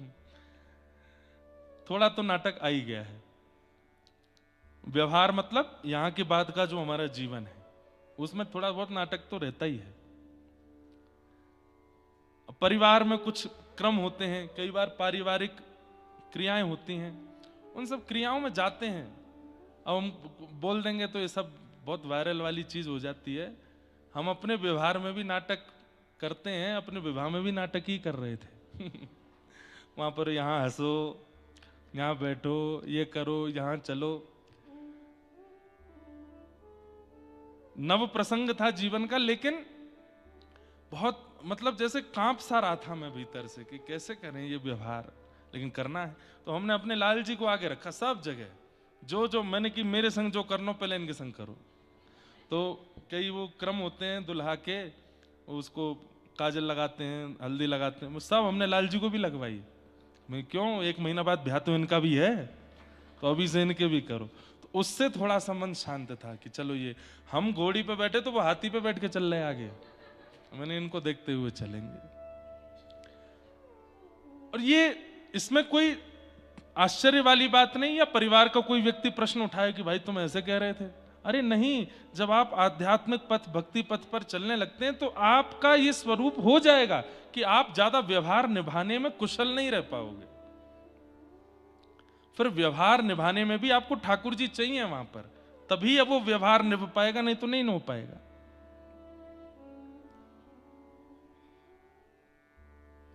तो एक स्वरूप है। जब आप ठाकुर जी को अपना मानते हैं तो व्यवहार जगत में थोड़ी असुविधा सी तो होती है।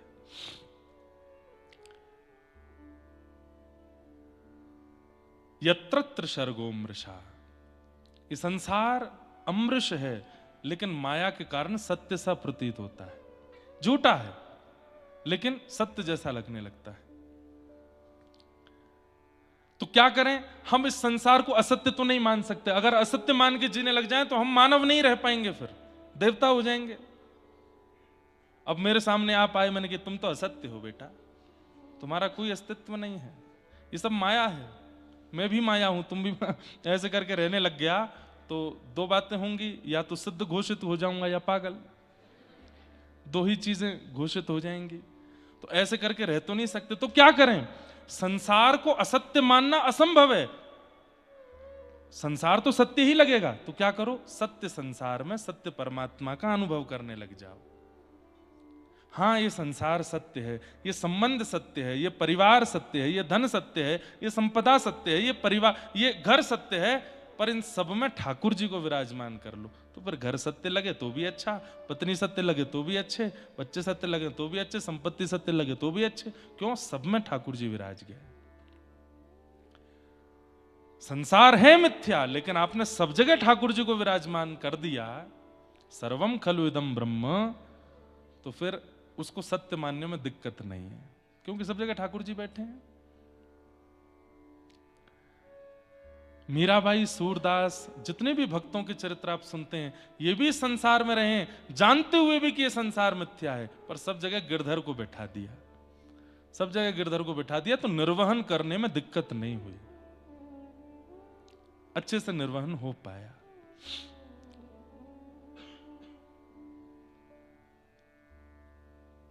धामना स्वेन सदा निरस्तु कुहकम सत्यम परम धीमहि। अपने धाम को प्रस्थान करने से पूर्व भगवान उद्धव जी को ज्ञान उपदेश करते हैं। ऐसे परम सत्य परमात्मा श्री कृष्ण को हम बारंबार प्रणाम करते हैं। सत्यम परम धीमहि। हमको पता थी महाराज जी एक श्लोक की व्याख्या सुन के जाएंगे, तो मैं और देर तक खींच रहा था कि नहीं को और बैठ जाए। ये माला है महाराज जी यहाँ की, लेकिन थोड़ी देर बाद उतार दी, या तो सिर में दर्द है जाए।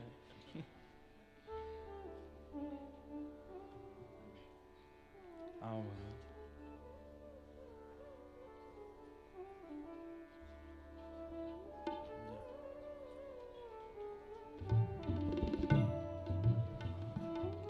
नीचे से वहां जाके।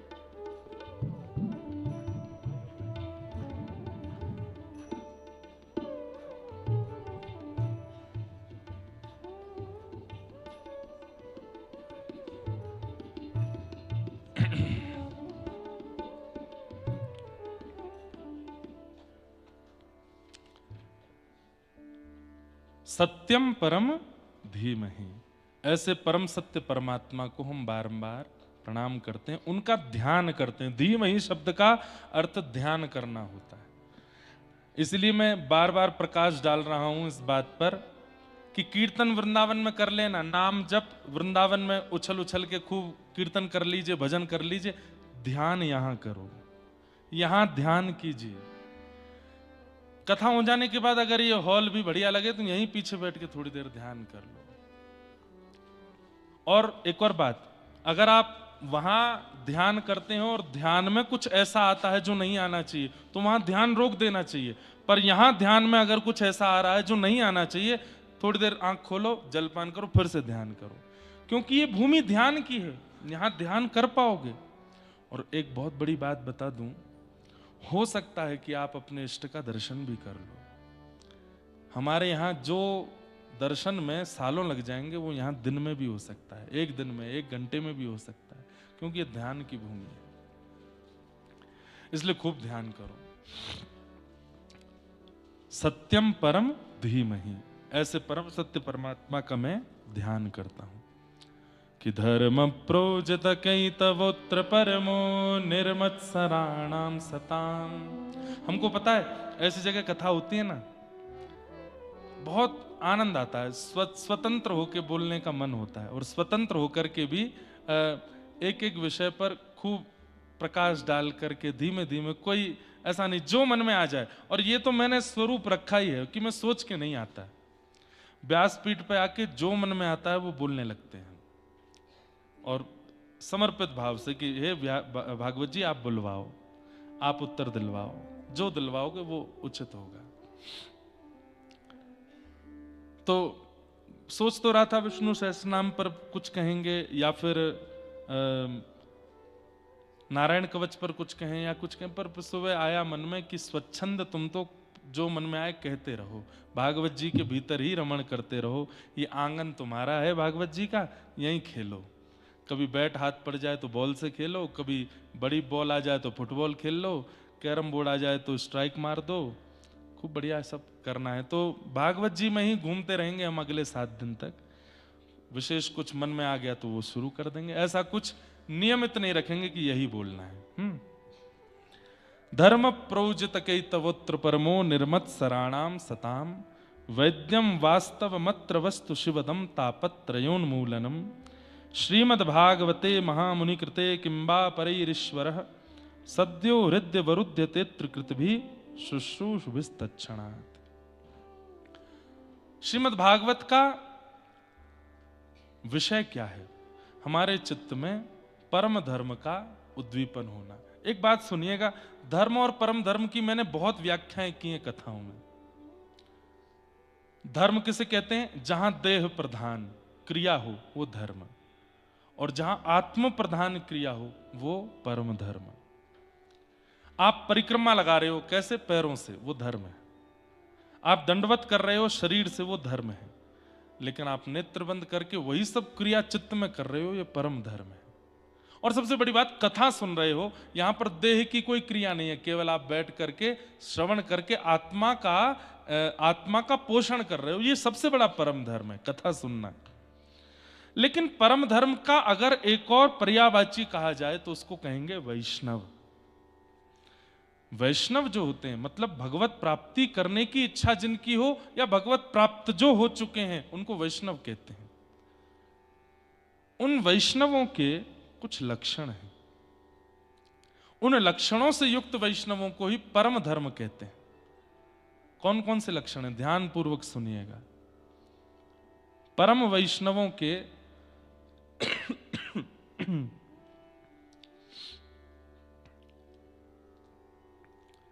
6 लक्षण कौन कौन से? उसमें सबसे पहला लक्षण है आनुकूलस्य संकल्प। भगवान के अनुकूल संकल्प लेना, व्रत लेना, अपने अनुकूल नहीं। जैसे अपनी अनुकूल का क्या अर्थ होता है कि मेरे घर में सुख शांति समृद्धि हो, इसलिए मैं यज्ञ करूंगा, इसलिए मैं तप करूंगा, इसलिए मैं भजन करूंगा, इसलिए मैं कथा कराऊंगा, इसलिए मैं अनुष्ठान कराऊंगा, ये अपनी अनुकूलता से। लेकिन भगवान की अनुकूलता का मतलब क्या होता है? हम गिरिराज जी की परिक्रमा इसलिए करेंगे कि श्री लाल जी मुझसे और प्रसन्न हो जाए। हम वृंदावन इसलिए जाएंगे कि श्री जी मुझसे और प्रेम करने लगें। मैं मुक्तिनाथ, बद्रीनाथ, इन सब जगह पर इसलिए जा रहा हूं ताकि ठाकुर जी को मैं उनके अनुकूल लगने लगूं। अब इसमें मेरे जीवन के प्रति कोई संकल्प नहीं है, ठाकुर जी की प्रसन्नता के संकल्प हैं। ये वैष्णव का पहला लक्षण होता है, वो कोई भी संकल्प भगवत अनुकूल्य से ही करता है, अपनी अनुकूलता से नहीं। इसका एक अर्थ और किया जाता है कि जो वेद विदित बातों को ही मानता हो, वेद रहित क्रियाएं ना करता हो, जो वेद अनुशासन बताते हैं, शास्त्र अनुशासन बताते हैं, उन्हीं अनुशासनों के अनुकूल चलता हो, ये वैष्णव का प्रथम लक्षण है। मनमाने ढंग से नहीं, मनमानी क्रिया नहीं। इसमें एक अर्थ और आ जाता है कि अब वेद तो हम पढ़ नहीं सकते, शास्त्र तो हम पढ़ नहीं सकते, तो फिर हम एक आचार्य को फॉलो करते हैं और उन आचार्य की वाणी, उसी को हम वेद वाणी, उसी को हम शास्त्र वाणी मानते हैं, वो जैसा कहते हैं हम वैसा करते हैं। ये प्रथम लक्षण है वैष्णव का। एक बात बोलूं, बहुत समय से मैंने ये बात बताई नहीं। हम कथा करने के पीछे उद्देश्य क्या रखते हैं पता है आपको? कि हमको अपने जीवन की समस्त कथाओं का फल चाहिए कि हमें वैकुंठ में कथा करनी है, कि जब यहां से वैकुंठ जाएं तो वहां कथा सुनानी है ठाकुर जी को।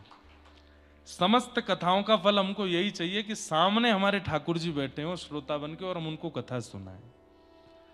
और वहां ये वाली कथा नहीं सुनाएंगे हम, वहां वो वाली कथा सुनाएंगे जिन कथाओं को सुन के ठाकुर जी को अपने भक्तों की बहुत याद आवे, और ठाकुर जी को नहीं कि ये बतावें कि कितनी कष्ट देते हो आप, कितनी पीड़ा दे दे करके आते हो आप धराधाम पर। ये देखो इस भक्त के साथ ऐसी लीला, ऐसी लीला। ये तो प्रमाणित है कि मुक्ति तो हमको मिल जाएगी। ये तो इतनी कथा करते रहते हैं तो कुछ तो मिलेगा, मुक्ति तो मिल ही जाएगी। यम लोग तो नहीं जाएंगे, इतना तो विश्वास आने लग गया है चित्त से। भगवान करे नजर नहीं लगे इस बात को। लेकिन भगवत धाम मिले तो वहां ठाकुर जी जाते ही पूछेंगे, और भैया इंद्रेश कैसे? जय जय, बस कृपा है, आपने हमको बुला लिया, लेकिन हमको मुक्ति नहीं चाहिए। हम ठाकुर जी से जाके कहेंगे ये बात, हमको मुक्ति नहीं चाहिए। ठाकुर जी कहेंगे क्या चाहिए फिर? बोल वापस पृथ्वी पे ही भेज दो, वृंदावन, दोबारा वृंदावन भेज दो, दोबारा से जन्म चाहिए। एहो विधि ना तो पे अचरा पसार मांगू, जन्म जन्म दीजो याहि ब्रज बसेवो। एहो विधि ना तो पे अचरा पसार मांगू, जन्म जन्म दीजो याहि ब्रज बसेवो। अच्छा देखो, ये एक बहुत बढ़िया बात है। आप अगर वैकुंठ जाओ तो मैं नहीं, आप सब भी यही मांगना। वैकुंठ जाके जब ठाकुर जी के दर्शन हो तो ठाकुर जी से कहना, जय जय, आपने हमको वैकुंठ बुला तो लिया लेकिन हमको चाहिए नहीं, हमको कुछ और चाहिए। तो ये पद याद कर लो और फिर ठाकुर जी से यही मांगना कि हे विधिना, हम तुमसे मांग रहे हैं कि आप हमको ब्रजवास दे दो, ब्रज भेज दो। वैकुंठ नहीं मिला, स्वर्ग मिल गया तो वहां इंद्र से मांग लेना। इंद्र से कह देना हमको स्वर्ग की संपदा नहीं चाहिए, इसके बदले हे इंद्र आप कुछ करना चाहते। क्यों? ये सब किससे मिलते? पुण्यों से मिलते हैं ना। तो उस पुण्य के बदले कहना हमको स्वर्ग नहीं दीजिए, हमको वापस पृथ्वी पे भेजो, लेकिन भेजो वृंदावन में। और ये भी एक प्रैक्टिकल है, अब जो करना चाहे वो कर ले। यमलोक अगर जाओ तो यमराज जी से भी यही कह देना, बोले आपका मन है, हमने पाप किए, हमको तेल में तलना है तल दो, हमको बीच से काटना है काट दो, हमको जो जो पीड़ा हमारे कर्मानुसार देना चाहते हो आप दे लो। लेकिन सब पीड़ाएं देने के बाद जब हमारा नरक पूरा खत्म हो जाए, नरक में जितने यातना वो सब हो जाए, उसके बाद हमको दोबारा पृथ्वी वृंदावन भेज देना। क्या पता यमराज जी जो है इमोशनल हो जाए। यमराज जी इमोशनल हो गए, कहें यार तू इधर आ, गले लग मेरे, तू चल अभी जा वृंदावन, इतनी बढ़िया बात कर रहा है। ऐसे मन में कभी कभी विचार आते रहते हैं। लेकिन ये पद बहुत अच्छा है, गाओ। एहो विधि ना तो पे अचरा पसार मांगूं, जन्म जन्म दीजो याहि ब्रज वसेवो।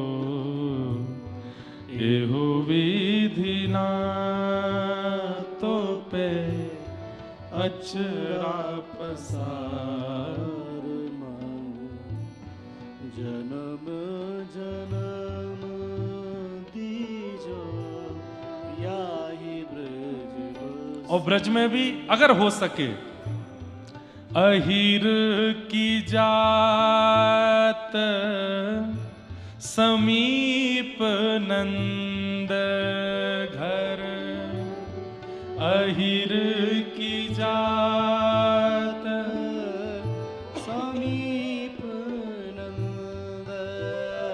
हाँ, अहीर की जात समीप नंद घर, अहीर की जात समीप। क्यों?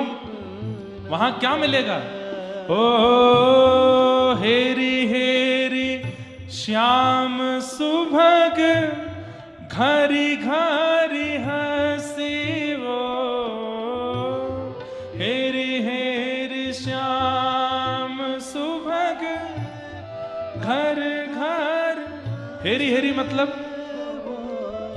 हेरी हेरी श्याम सुभग मतलब मस्त होकर के, कभी इसको बुला रहे हैं कभी उसको बुला रहे हैं, श्याम सुंदर घर घर जाते हैं और जाकर के हंसते हैं।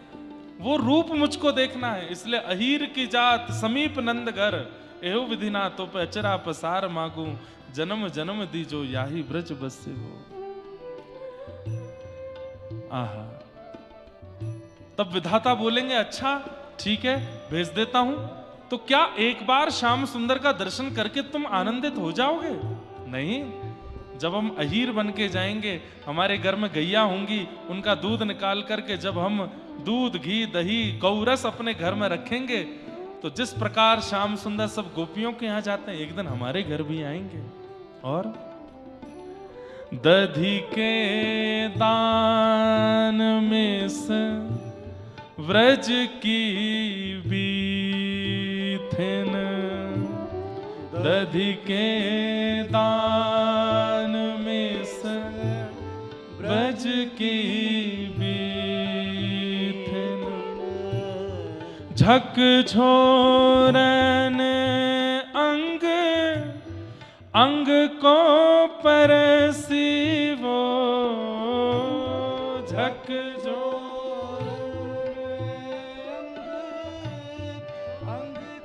आहा, कितनी अच्छी बात।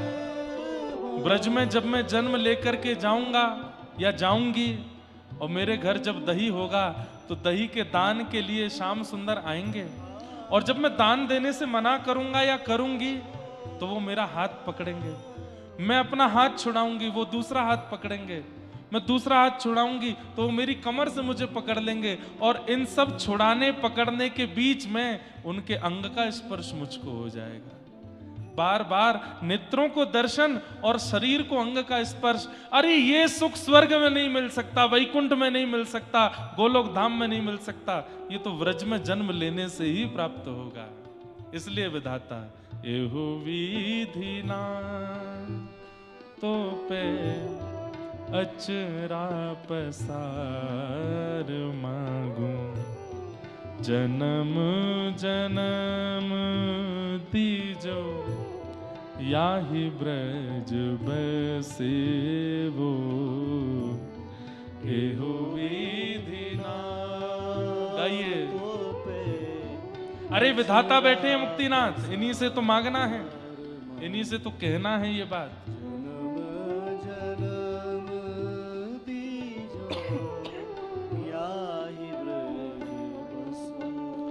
ओ छीत स्वामी गिरधरन श्री विठ्ठल, छीत स्वामी गिरधरन श्री हे शरद रेन रस रास को बिलसी वो, शरद रेन रस रास को बिलसी वो, शरद रेन। अरे जब ब्रज में जन्म लूंगा, जब शरद पूर्णिमा आएगी, तब रात्रि में रास का दर्शन होगा नाथ। शरद रेन रस रास को बिलसी वो, शरद रेन रस रास को बिलसी हो, एहु विधि नातो पे अचरा पसार मांगू, जन्म जन्म दीजो याहि ब्रज बसे वो, एहु विधि नातो पे अचरा पसार मांगू, जन्म जन्म दीजो याहि ब्रज। ठाकुर नंद किशोर हमारे, ठाकुर नंद किशोर हमारे, ठाकुर नंद किशोर हमारे, ठाकुर नंद किशोर हमारे। और ठकुरानी राधासी, ठकुरानी हरि हम कब होंगे ब्रजवासी, हम कब होंगे ब्रजवासी, हरि हम कब होंगे ब्रजवासी, हरि हम कब होंगे ब्रजवासी। और ओ कब मिली हैं वह सखी सहेली, कब मिले हैं वह सखी सहेली, ओ कब मिले हैं वह सखी सहेली, कब मिले हैं वह सखी सहेली। कौन? हरिवंशी हरिदासी हो, हरिवंशी हरिदासी। हरि हम कब होंगे ब्रजवासी, हरि हम कब होंगे ब्रजवासी, हरि हम कब होंगे ब्रजवासी,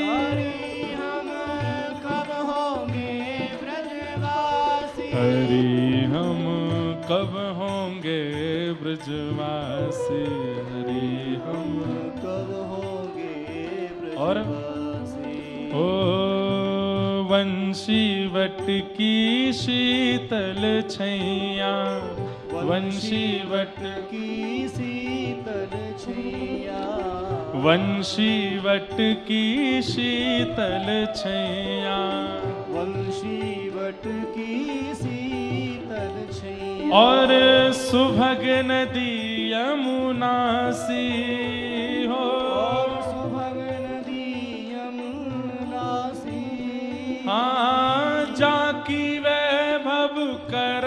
लाल सा, जाकी वैभव करत लाल सा, ओ जाकी वैभव करत लाल सा, जाकी वैभव करत लाल सा, और करमीत कमलासी हो, मीत कमलासी, हरि हम कब होंगे ब्रजवासी, हरि हम कब होंगे ब्रजवासी, हरि हम कब होंगे ब्रजवासी। हरि हम कब होंगे ब्रजवासी। इतनी आस व्यास की पुजबहु, इतनी आस। व्यास की पुजबहु, भैया ये वही पद हैं जिन पदों से इन रसिकों को वृंदावन मिला है। ये वही पद हैं जिन पदों से श्री हरिराम व्यास जी को वृंदावन मिला, छीत स्वामी जी को वृंदावन मिला। ये सब रसिक जनों को वृंदावन मिला ही इन पदों से है। मुक्तिनाथ में साक्षात बैठे हैं परमात्मा, कह दीजिए उनसे। हो इतनी आस व्यास की पुजबहु, इतनी आस व्यास की पुजबहु, इतनी आस व्यास की पुजबहु, इतनी आस व्यास की पुजबहु, रहूं वृंदा विपिन विलासी, रहूं वृंदा विपिन विलासी, हाँ रहूं वृंदा विपिन विलासी, रहूं वृंदा विपिन विलासी, हरि हम कब होंगे ब्रजवासी, हरि हम कब होंगे ब्रजवासी, हरि हम कब होंगे ब्रजवासी, हरि हम कब होंगे ब्रजवासी, हाँ हरि हम कब होंगे ब्रजवासी। हरि हम कब होंगे ब्रजवासी। एहु विधि ना तो पे अचरा पसार मांगू, जन्म जन्म दीजो याहि ब्रज बसिबो। तो कथा के बाद हमको अगर मुक्ति मिली, वैकुंठ मिला, तो हम ठाकुर जी से कहेंगे नाथ वैकुंठ के बदले कृपा करो। बोले क्या? दोबारा से ब्रजवास दे दो, दोबारा से वृंदावनवास दे दो। लेकिन इतनी कृपा करके आपने वैकुंठ तक तो बुलाया ही है, तो जिसमें हम एक्सपर्ट हैं वो काम हमसे करवा लो। कथा सुन लो, आप और लक्ष्मी जी यजमान बन जाओ। दक्षिणा हमको कुछ चाहिए नहीं, दक्षिणा रूप में वृंदावन ही दे देना। अब आ ही गए हैं वैकुंठ, तो ठाकुर जी कथा सुनो। कितना सुंदर दृश्य हो, शेष नाग पर पौड़े, पौड़ के कथा सुनेंगे तो हम टोक भी देंगे। मैं जय जय ने बैठ जाओ, पौड़े पौड़े कथा सुनोगे, बैठ के कथा सुनेंगे। नंदोत्सव आएगा तो हम कहेंगे कुछ मंगवाइए, सामग्री लुटानी है, सब श्रोता जन आए हैं। हम ये भी कहते हैं कि हमारी कथा में जितने श्रोता हैं वो भी आएंगे वैकुंठ, और वो सब श्रोता बनेंगे,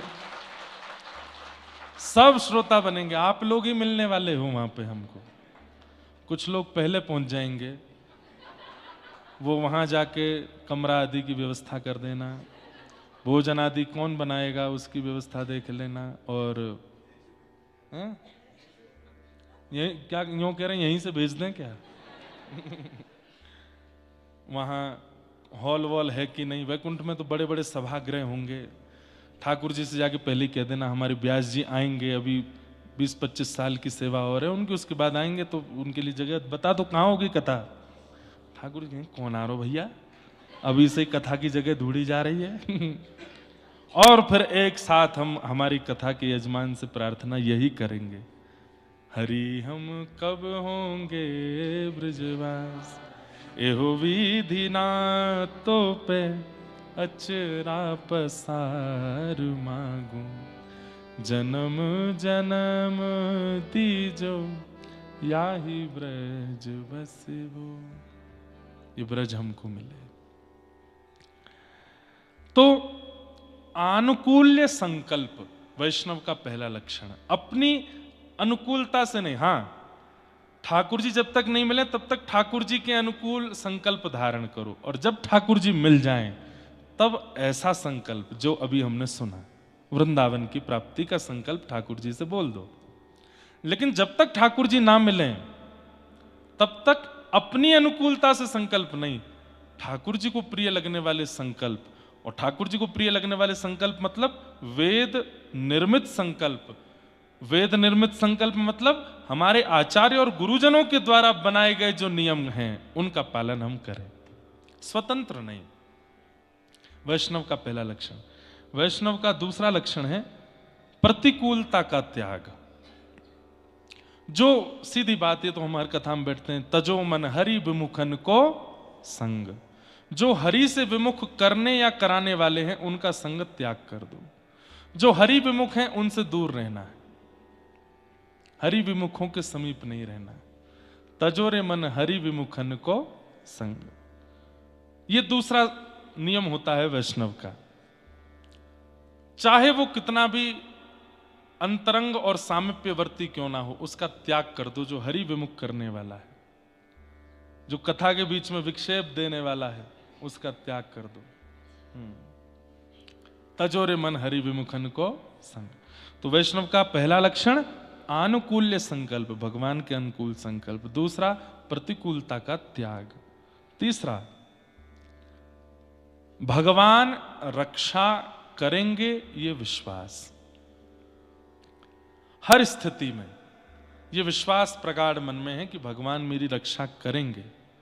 और एक और बात, भगवान मेरी रक्षा कर रहे हैं, ये प्रत्यक्ष अनुभूति होनी चाहिए कि नहीं अभी भी मेरी रक्षा ठाकुर जी ही कर रहे हैं। मैं निर्विघ्न रूप से मुक्तिनाथ आ गया, ये मेरी गाड़ी का बल नहीं था, मेरी फ्लाइट की टाइमिंग अच्छी थी, या मेरा हेलीकॉप्टर समय से उतर गया, उड़ गया ना, ठाकुर जी ने मेरी रक्षा की। ये सब संयोग उनकी कृपा। ये तो बहुत सामान्य सी बात कही, पर जीवन की हर परिस्थिति में यही विचार कि ठाकुर जी मेरी रक्षा कर रहे हैं, ये भाव रहे। और समर्पण। कैसा समर्पण?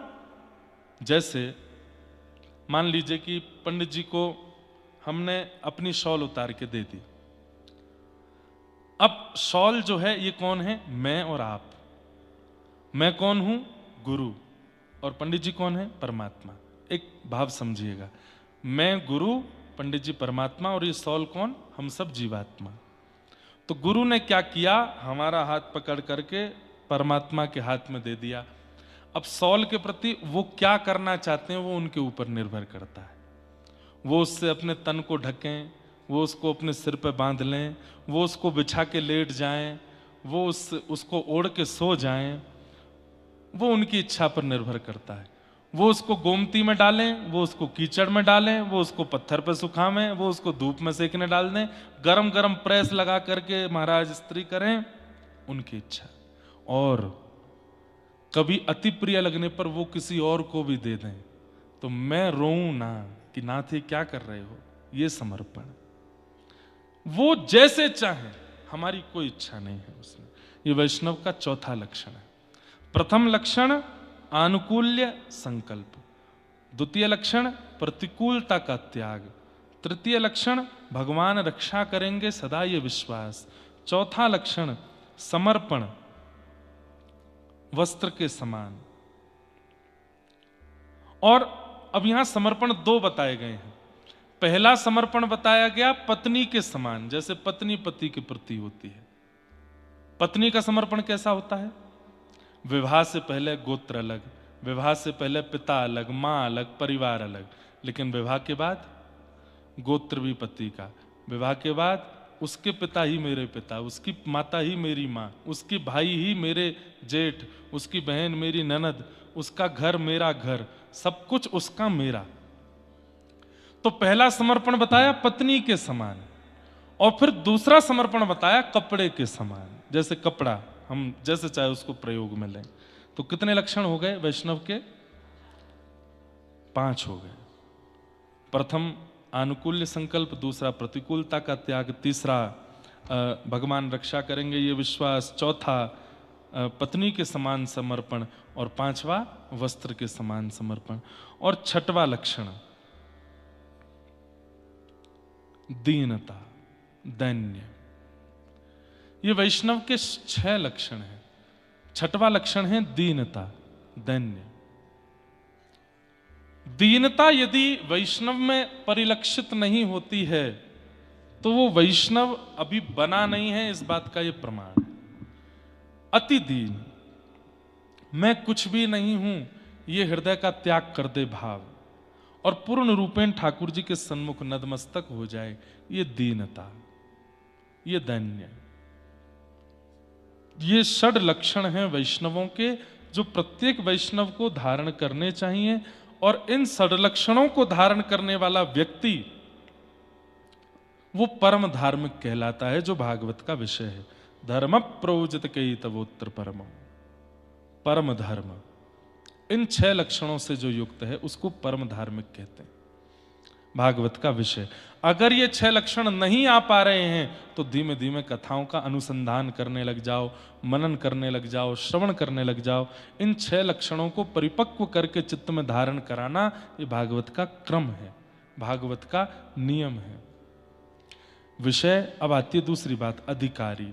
निर्मत्सराणाम सताम, मात्सर्य दोष से बचो, मात्सर्य दोष का त्याग करो। मात्सर्य दोष मैंने कथाओं में बताया किसको कहते हैं? ईर्ष्या।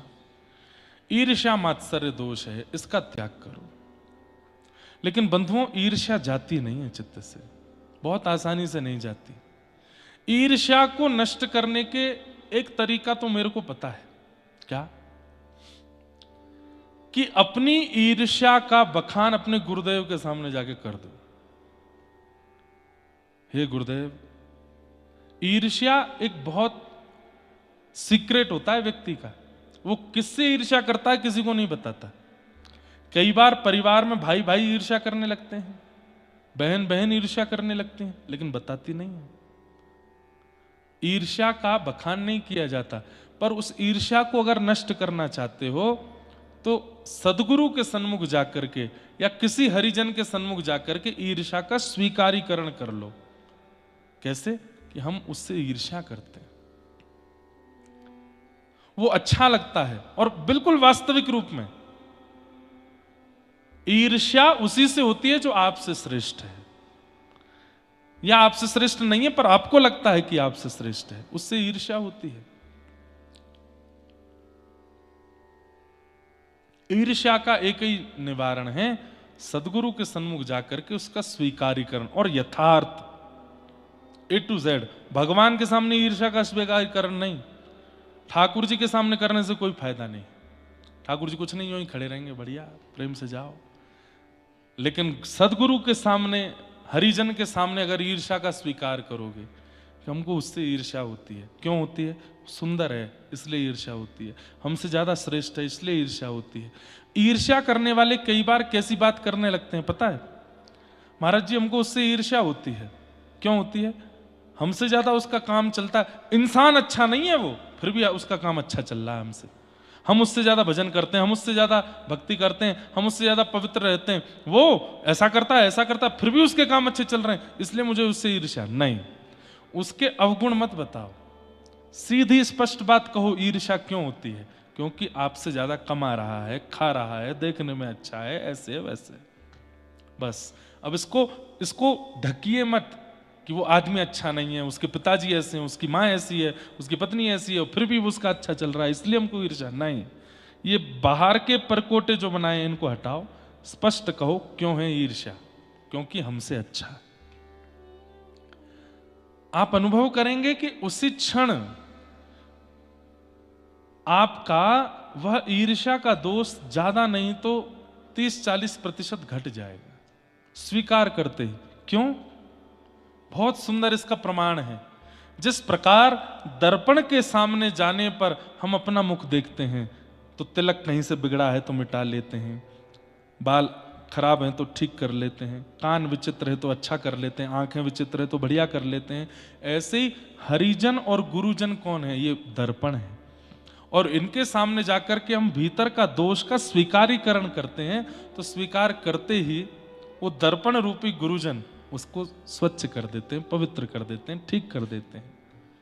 हाँ, कई बार एक बार में ही हो जाता है और कई बार थोड़ा समय लगता है। पर ईर्ष्या को टिकने मत दीजिए। भक्त भक्तों में भी ईर्ष्या हो जाती है। महाराज जी ने उसको पास बुला लिया, इस बात से ईर्ष्या हो गई। उससे बात कर ली, इस बात से ईर्ष्या हो गई। उसके यहाँ चले गए, इस बात से ईर्ष्या हो गई। उसकी गाड़ी में बैठ गए, इस बात। हमको तो ये कष्ट हम ज्यादा भोगते हैं इसको। वहां तो ऐसे बोल रहे थे, उसके यहाँ ज्यादा खुश लग रहे थे, हमारे यहाँ तो खुश ही नहीं है। अरे भाई, मौन चल रहा है मेरा कैसे रहूं? उसका वाला पटका पहन लिया, हमारा वाला उसको पहना दिया बहुत सारी बातें आती है हमारे पास। तो नहीं,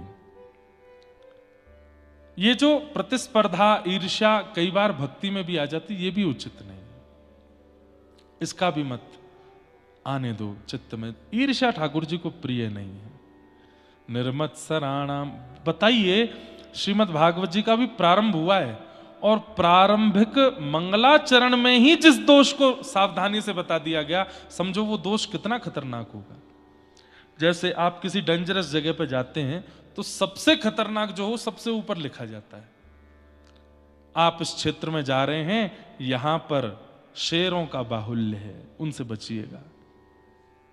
फिर उससे कम वो सामान्यों को सबसे नीचे लिखा जाता है। काम, क्रोध, लोभ, मोह सब बाद में आ रहे हैं, ईर्ष्या सबसे पहले बोल दिया है। ईर्ष्या को सुधारो, ईर्ष्या को मत आने दो। और ऐसे स्थान, यहां पर भी ईर्ष्या का त्याग हो सकता है। कैसे? तरीका है, कर सको तो करना। ध्यान जब करो ना, तो भगवान का जो स्वरूप आए, उस स्वरूप के साथ आप बैठे हो, ऐसा चिंतन मत करो आप जिससे ईर्ष्या करते हो वो बैठा है, वो ठाकुर जी के चरण दबा रहा है, ठाकुर जी की आरती कर रहा है, ठाकुर जी को अपने हाथ से खिला रहा है। तो क्या होगा? उसके प्रति भी भगवत बुद्धि जाग जाएगी। देखो, ठाकुर जी के इतने समीप बैठा है, इससे मैं ईर्ष्या करता हूं, कहीं और ज्यादा ईर्ष्या मत कर लेना मेरे परमात्मा को ये कैसे स्पर्श कर सकता है? लेकिन ये तरीके हैं ईर्ष्या नष्ट करने के। तो निर्मत्सराणाम सताम, मात्सर्य दोष व्यक्ति भगवत प्राप्ति नहीं कर सकता। और वैद्यम वास्तवमत्र वस्तु शिवदम, विषय, अधिकारी और संबंध। कथा क्या करती है? ठाकुर जी से संबंध करा देती है। ठाकुर जी से कोई ना कोई संबंध स्थापित हो जाता है। भगवान को देख करके कोई ना कोई वो हमारे हैं ऐसा लगने लगता है। आप लोग कल मुक्तिनाथ भगवान का प्रथम दर्शन करने गए, क्या लगा? ये कौन है? परमात्मा है, ये पहली दृष्टि आती है। भगवान है, ये पहली दृष्टि आती है। पर दूसरी दृष्टि में वो कौन दिखते हैं? ये हमारे कौन है? वो जो भी आवे उसको संभाल के रखिए। अभी कल नहीं आई थी तो आज जाकर के फिर से दर्शन करो। प्रथम वही लगेगा ये परमात्मा है, मुक्तिनाथ है। दूसरा, ये हमारे कौन है? पूछिए उनसे, आप हमारे कौन हो? हमारे क्या लगते हो आप? कोई ना कोई उत्तर तो मिलेगा। एक जगह कहीं कथा थी तो मैंने वहां कहा कि संकेत रूप में भगवान उत्तर देते हैं। तो एक, मुझे याद नहीं आ रहा अच्छे से, पर उसने लिख के दिया था मुझको कि महाराज जी, मुझे सपने में बार बार होली का ही दर्शन होता है। मैं क्या मानूं? भगवान मुझसे क्या मानते हैं? कौन सा संबंध मानते हैं? अब प्रकट रूप में तो यह है, भगवान होली किसके साथ खेलते हैं? अपने प्रियों के साथ खेलते हैं। तो भगवान तुमको अपना प्रिय मानते हैं। लेकिन मैंने विनोद में बोल दिया, मैंने कि होली मतलब होलिका मतलब भुआ मैंने कहा होलिका दहन हुआ था होली से एक दिन पहले, ठाकुर जी तुमको कहीं भुआ तो नहीं मानते? तो वो बोली, महाराज जी भुआ सुन के तो अच्छा लगा, पर होलिका सुन के अच्छा नहीं लगा क्यों? होलिका को तो जला दिया गया था। कहीं ठाकुर जी मुझे जला तो नहीं देंगे। तो संकेत देते हैं ठाकुर जी। जैसे आज आपने अगर मुक्तिनाथ भगवान से 108 बार यही पूछा, आप मेरे कौन हो, आप मेरे कौन हो, आप मेरे कौन हो। परमात्मा तो आप हो, लेकिन मेरे कौन हो। तो किसी ना किसी संकेत में उत्तर मिलेगा, स्वप्न में ही मिलेगा, और यहां जल्दी मिलेगा। ये भूमि यहां वो हैं, प्रत्यक्ष घूम रहे हैं, यहां मिलेगा। और स्वप्न में नहीं मिला तो वार्ता में, कथा सुनते सुनते उत्तर मिल जाएगा। कोई ऐसा पद गा दिया जाएगा, उस पद में संबंध की ही बात हो रही होगी और आपका उत्तर मिल जाएगा। तो वैद्यम वास्तवमत्र वस्तु शिवदम, ठाकुर जी कौन है ये पता चल जाता है। जैसे मैं अपने एक अनुभव बताऊं। सोमनाथ में मैंने अपने जीवन की पहली राम कथा की थी, और वहां जब मैं पहली बार राम कथा करने के लिए गया तो सोमनाथ भगवान को प्रणाम करने गया। तो जैसे ही मैंने प्रणाम किया, पता नहीं कहां से कोई पंडित जी थे, अब महाध्याय नित्यम महेशम रचित गिरनिभम ऐसा श्लोक कुछ बोलना चाहिए था, या फिर शंकर जी का और कोई मंत्र बोलना चाहिए था। मैंने जैसे ही प्रणाम करके कहा, महादेव मैं आज पहली बार राम कथा करने जा रहा हूं, प्रथम ज्योतिर्लिंग से प्रारंभ कर रहा हूं, आप मेरे कौन हैं। इतने में कोई पता नहीं कहां से बोल पड़ा, गुरुर ब्रह्मा गुरुर विष्णु गुरुर्देवो महेश्वरा। और उसी समय यह स्थापित हुआ कि सोमनाथ भगवान समस्त महाभारत के महादेवों में सोमनाथ जो हैं वो राम कथा के गुरु जी हैं हमारे। जब कभी भी हम राम कथा करते हैं, साल में एक ही बार करते हैं, तो सोमनाथ भगवान को याद करते हैं, वो हमारे गुरु हैं। उन्होंने हमको उस भाव से प्रवेश कराया, गुरु हैं। तो ऐसे सांकेतिक रूप में और संकेत समझने के लिए तत्पर तटस्थ होना बहुत जरूरी है, सावधान। इसलिए चलते फिरते मैं आपको बताऊं, कथा करते करते ऐसा बन गया है स्वरूप स्वभाव कि कान और आंख सब जगह ढूंढते सतर्क रहते हैं, कहां से किसने क्या बोला, किसने किस दृष्टि से देखा, किसने क्या कहा। इतनी भीड़ में हम रहते हैं, जब भारत में कथा होती है वहां पर भी भीड़ में किसी विशेष की कोई बात कही गई, इतनी भीड़ में भी सुनाई दे जाती है। तटस्थ रहना पड़ता है। ठाकुर जी किस रूप में क्या संकेत कर रहे हैं ये तभी पता चलता है। तो तत्पर रहो, तटस्थ रहो, संकेत कभी भी मिल सकता है, तत्क्षण भी मिल सकता है।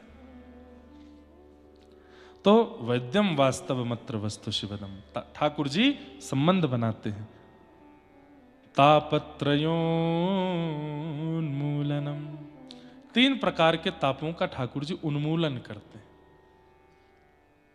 ताप तो जीवन में आता है, पर उससे मिलने वाला कष्ट उसका अनुभव नहीं होता। श्रीमद्भागवते महामुनि कृते किंबा परैरीश्वर सद्यो हृदयवरुध्यते त्रिकृतभिः शुश्रूषुभिस्तत्क्षणात्। श्रीमद्भागवते महामुनि कृते किंबा परैरीश्वर। श्रीमद्भागवत कैसी हैं? बोले तत्शृण्वन, उनके सद्यो हृदयवरुध्यते त्रिकृतभिः शुश्रूषुभिस्तत्क्षणात्, कथा सुनने की इच्छा मात्र से हरि चित्त में आ जाते हैं।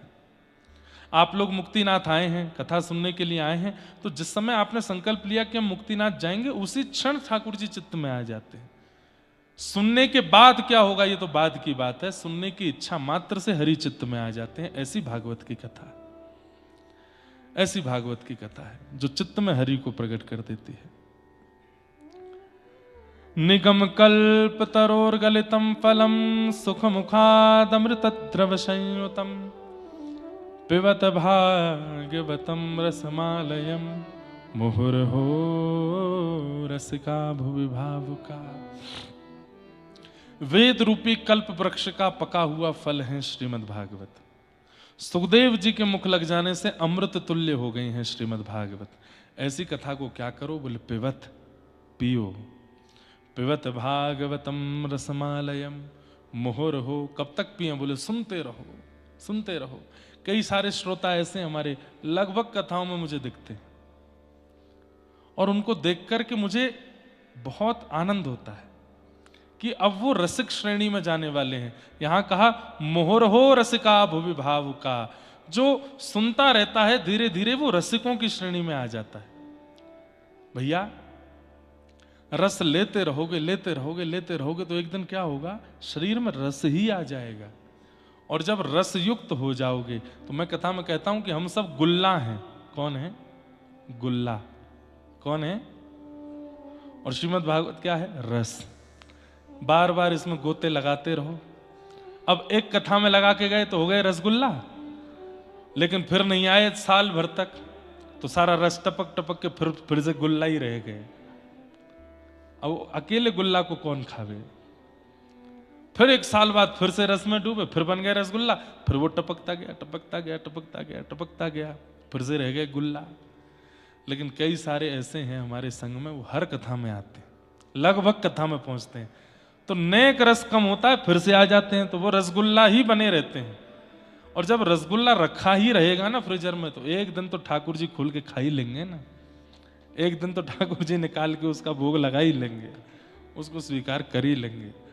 तो इसलिए रस रूपी भागवत में अपने तन रूपी गुल्ला को बार बार डुबाते रहा करो। प्रत्यक्ष आकर के डुबाओ तो अच्छा, नहीं तो YouTube पर तो, अब YouTube वाले रस का कैसे वर्णन करूं मैं, क्योंकि रस तो उस स्थान में ही है ना जहां कथा हो रही है। अब वो WhatsApp से आप किसी को बर्थडे पर केक भेज दो, बोले हैप्पी बर्थडे तो वो कहेगा ये क्या था, वो तुम्हारे बर्थडे पे हमने केक भेजा ना, तो सामने वाला कहेगा ये भी कोई बात है। तो कभी कभी ऑनलाइन सुन लीजिए, अच्छी बात है, वो तो सुनना ही है और कोई नहीं, तो वो तो तरीका बढ़िया ही है। कम से कम विश ना मिलने से ना अच्छा कम से कम विश तो किया ऑनलाइन जन्मदिन पर। तो ऑनलाइन सुनना अच्छा है, पर जब जब अवसर मिले आके इस रस में गुल्ला को डुबो दिया करो, रसगुल्ला बन जाओ, ठाकुर जी पाएंगे और पा करके आनंदित हो जाएंगे, उनको सुख मिले, यही तो हमारा सुख है। बना करके हृदय में हम प्रेम मंदिर, बना करके हृदय में हम प्रेम मंदिर, वहीं उनको झूला झुलाया करेंगे, वहीं उनको झूला झुलाया करेंगे। कन्हैया कन्हैया पुकारा करेंगे, लताओं में ब्रज की गुजारा करेंगे। गाइए। कन्हैया कन्हैया पुकारा करेंगे, लताओं में ब्रज की गुजारा करेंगे। कन्हैया कन्हैया पुकारा करेंगे, लताओं में ब्रज की गुजारा करेंगे। कन्हैया कन्हैया पुकारा करेंगे, लताओं में ब्रज की गुजारा करेंगे। जो रूठेंगे हमसे वो बांके बिहारी, जो रूठेंगे हमसे वो बांके बिहारी, जो रूठेंगे हमसे वो रमण बिहारी, जो रूठेंगे हमसे वो रमण बिहारी। पड़ उन्हें हम मनाया करेंगे। चरण पड़ उन्हें हम मनाया करेंगे। ओ चरण पड़ उन्हें हम मनाया करेंगे। चरण पड़ उन्हें मनाया ओ करेंगे। कन्हैया कन्हैया पुकारा करेंगे। लताओं में ब्रज के गुजारा